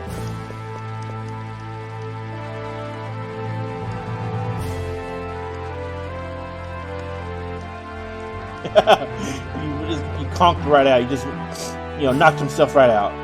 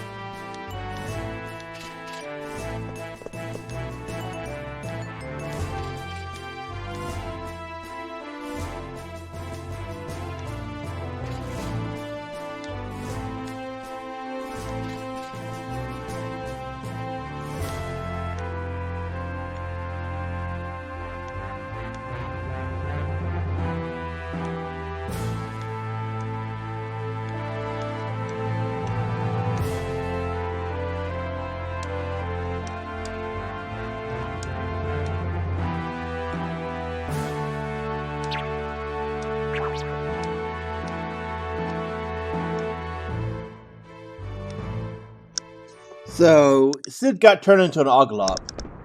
It's kind of complicated.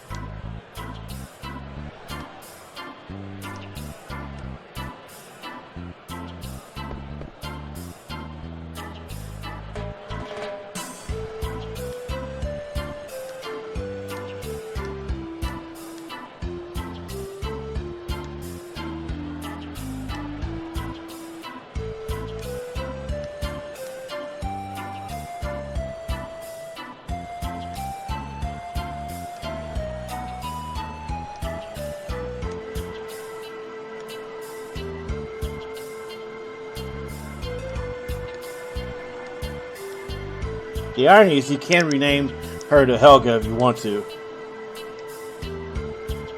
Or Rachel. And I don't know if there's any dialogue for doing that.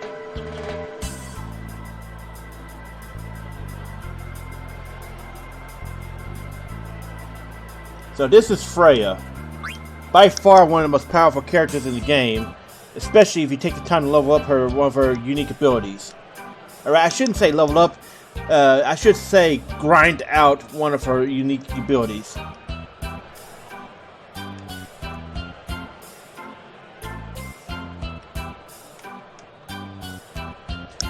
And I think, if I remember correctly, franchise-wide, Freya is actually one of the strongest Dragoons, in terms of pure power potential, matched only by Fang in 13, Stenian in 14, and maybe Aranea in 15.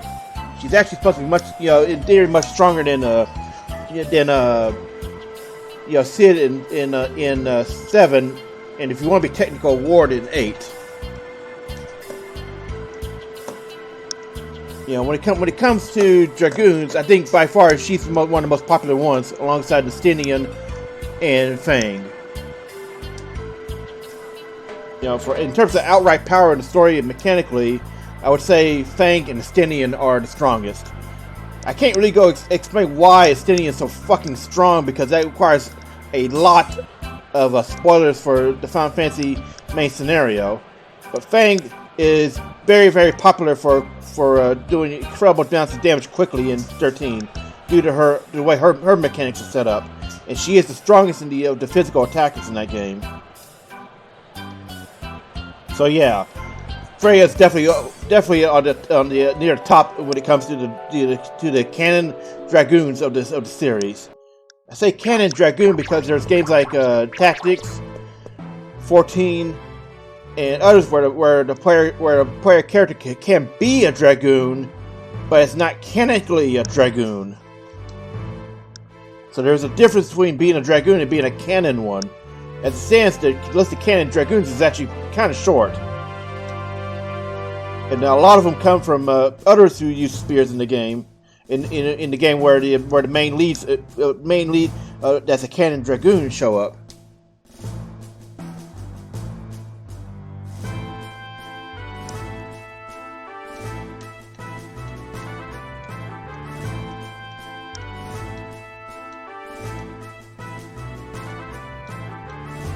And here we have the big twist. That Sid strip ordered, Tantalus to kidnap her. And that Lindblom knew there was something going on in Alexandria.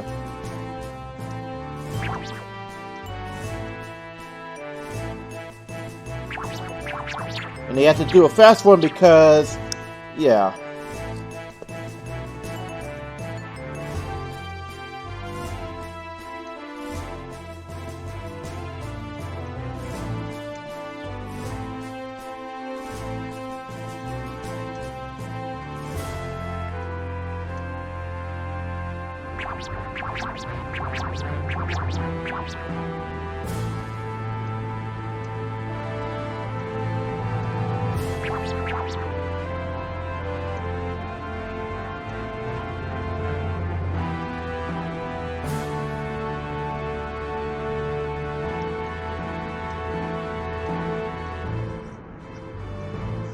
So this is the truth.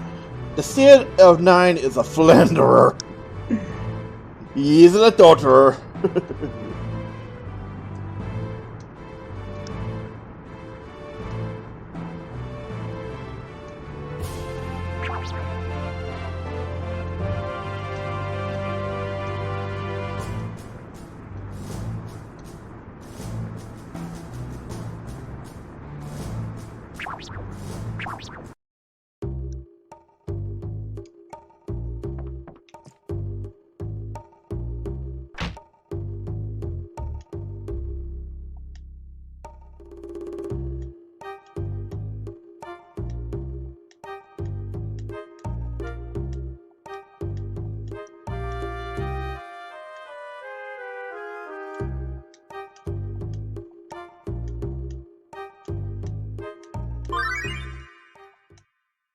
And here we have access to synthesis, finally.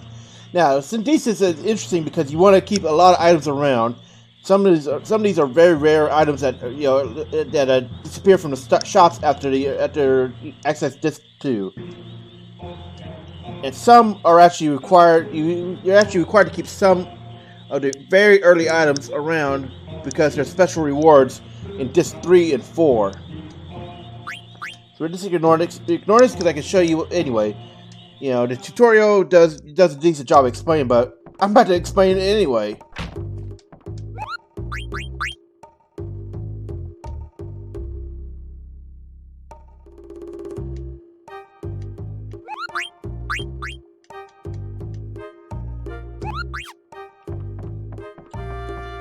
So the magnet is interesting because it becomes there's a little side story about it later on. Not the side quest. There is an overall side quest that culminates in disc 4 where you complete it, but well, actually no, I think you complete it in disc 3. It just might be easier to do it on 4. But there's also a little subplot about it that that you see once you get access to Muggles who don't actually know what magnet is.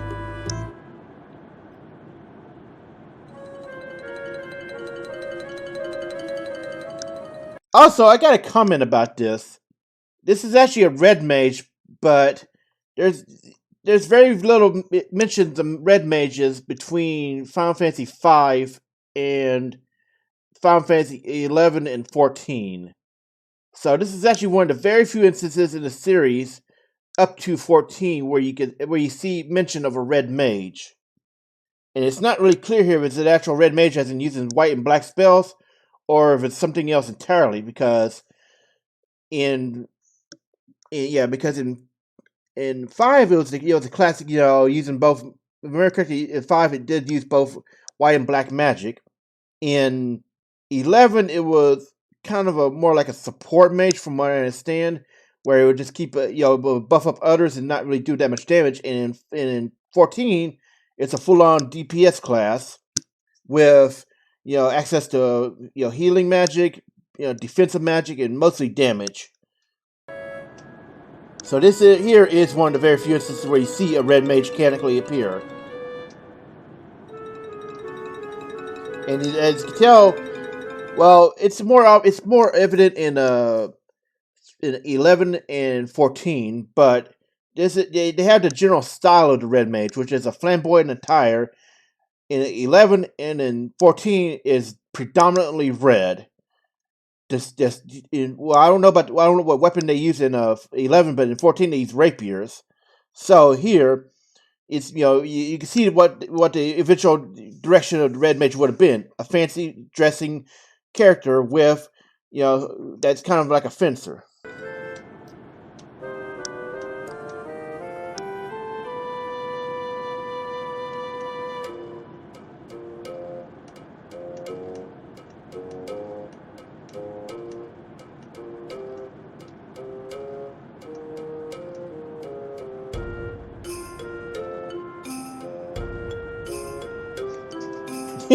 He's losing it.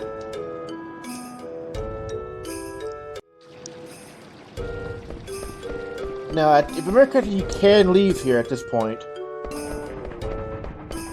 Okay, so you can leave and go to the overworld.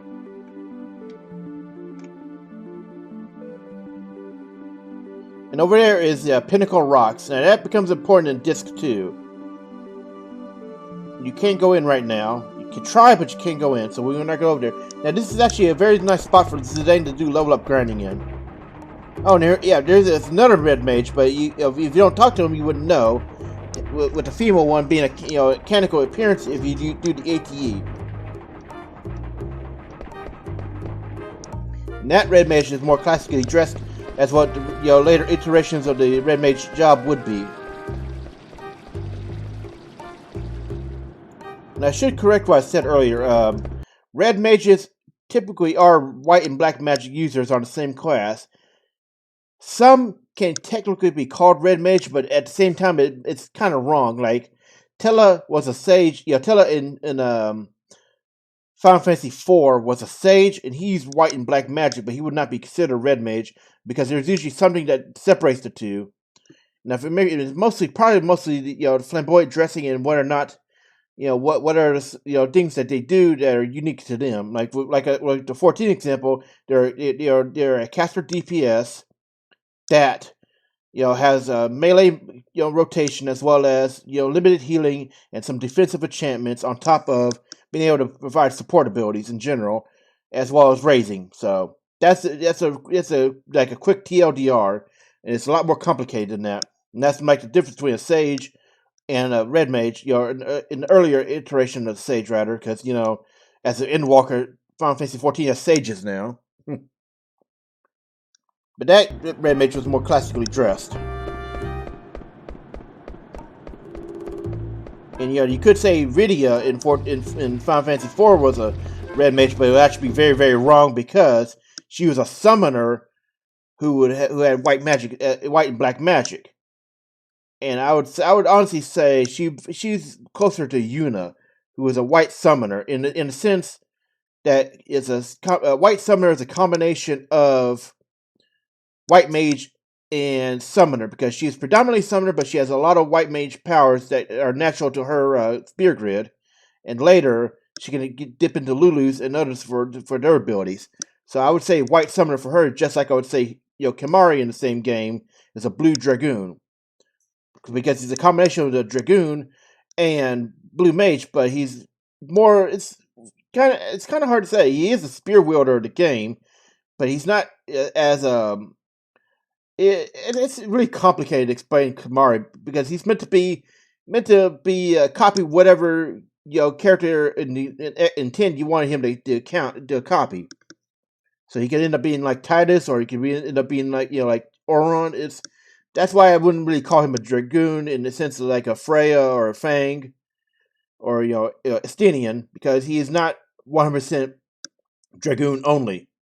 He's a special type of dragoon that doesn't really fit with the mold of dragoons, whereas the other ones I mentioned, they are much more clearly dragoon. Anyway, we're going to be exploring around here. And the big thing about Lindblom right now is that it's set up for the Festival of the Hunt, which is actually a really cool minigame. And I think we have access. No, we don't. Okay, so right now what we need to do is get to the synthesis shop, because it teaches. There are some items there that teach Zidane some very useful abilities, as well as useful items for others.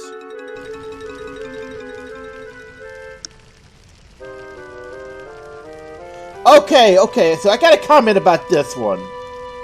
Okay, so it's believed that Torres and Wayne here are actually very subtle references to another Square franchise entirely. Now, 2 years prior to this, Final Fantasy IX was released in 2000. However, back in 1997 and 98, we had Parasite Eve. Now, in that game, there was you played an NYPD police officer, and there was a gun upgrade system in it where you could go to the police headquarters, and in the armory you could go talk to the officers there and upgrade weapons. The main officer for I think the first 2 days of the game, maybe 3, was an officer named Torres, and his deputy was Wayne. So this is actually considered a very subtle reference to them, because in that game you were able to modify guns to increase the ammo, rate of fire, what kind of status effects they had, all sorts of things. And here you could do the same, but with synthesis instead. So this is considered a very subtle reference to them.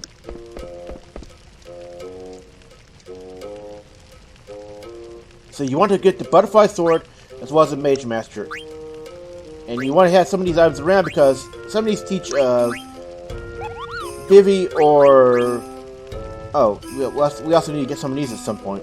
But they teach either Vivi or Garnet very useful abilities for this point in the game.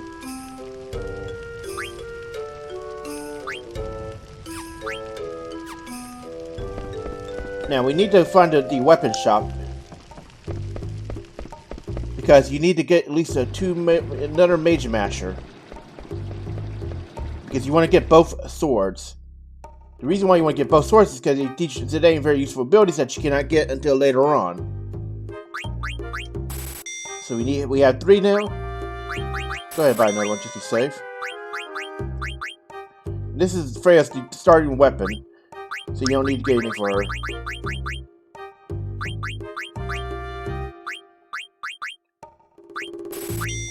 You only need 4 at a time because you can only have 4 people in the party.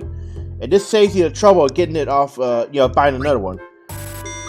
Right, it saves you money by if you seal off black walls. And again, you want to have another one of these because you have 2 plate wearers now.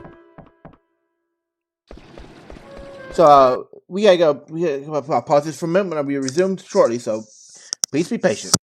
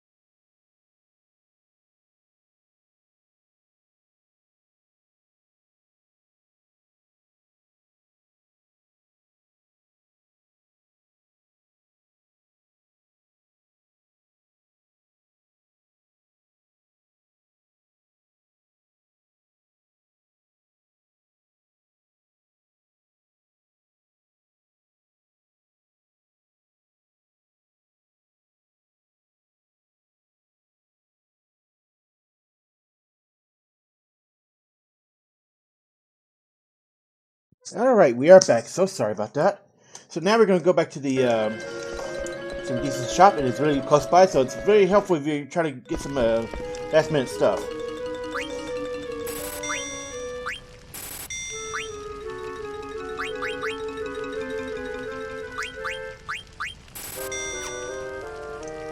Now, let's take a look at what we've got here.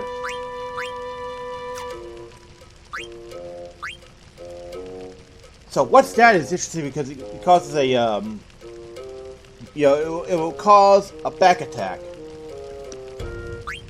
And Soul Blade is a very useful one.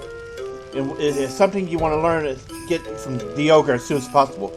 Because Soul Blade, with a deep sword equipped, allows you to add status effect to enemies. It's very useful, especially for an upcoming mini boss.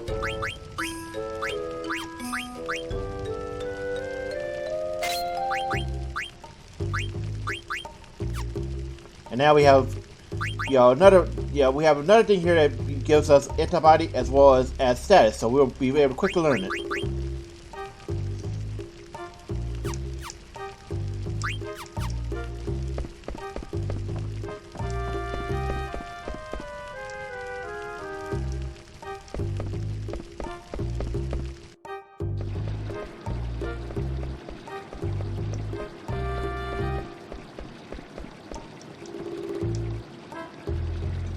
Farm fresh milk, huh? Wait, milk and stew? Huh. I don't think I've ever heard that before.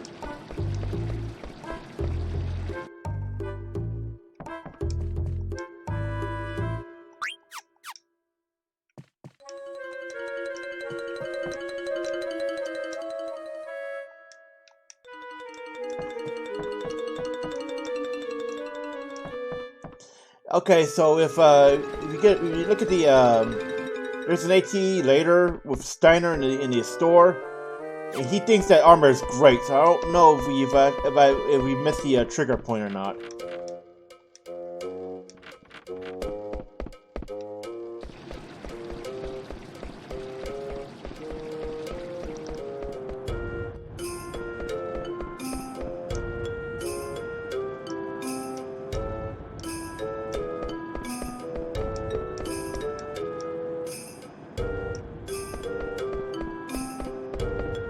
So in order to progress the story, you would have to go to the theater. However, you can just go outside and start grinding because at this point you want to, you have Zidane in the solo segment.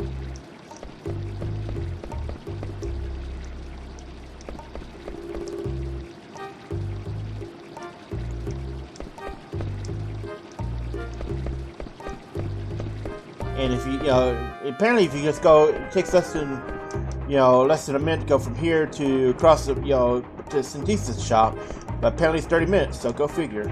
Oh, it's Hunter's Gate. Oh, Dragon's Gate is the one. Okay, I understand now.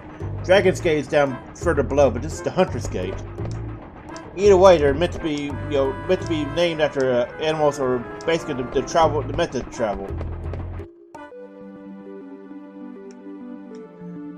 Anyway, we're going to end it here because this is a great spot to do off-screen grinding, and it's where you want to go for if you want to power up Zidane for the Festival of the Hunt. Now, the Festival of the Hunt is a fun minigame, and I will go into it more next session. So thanks for watching. See you next time.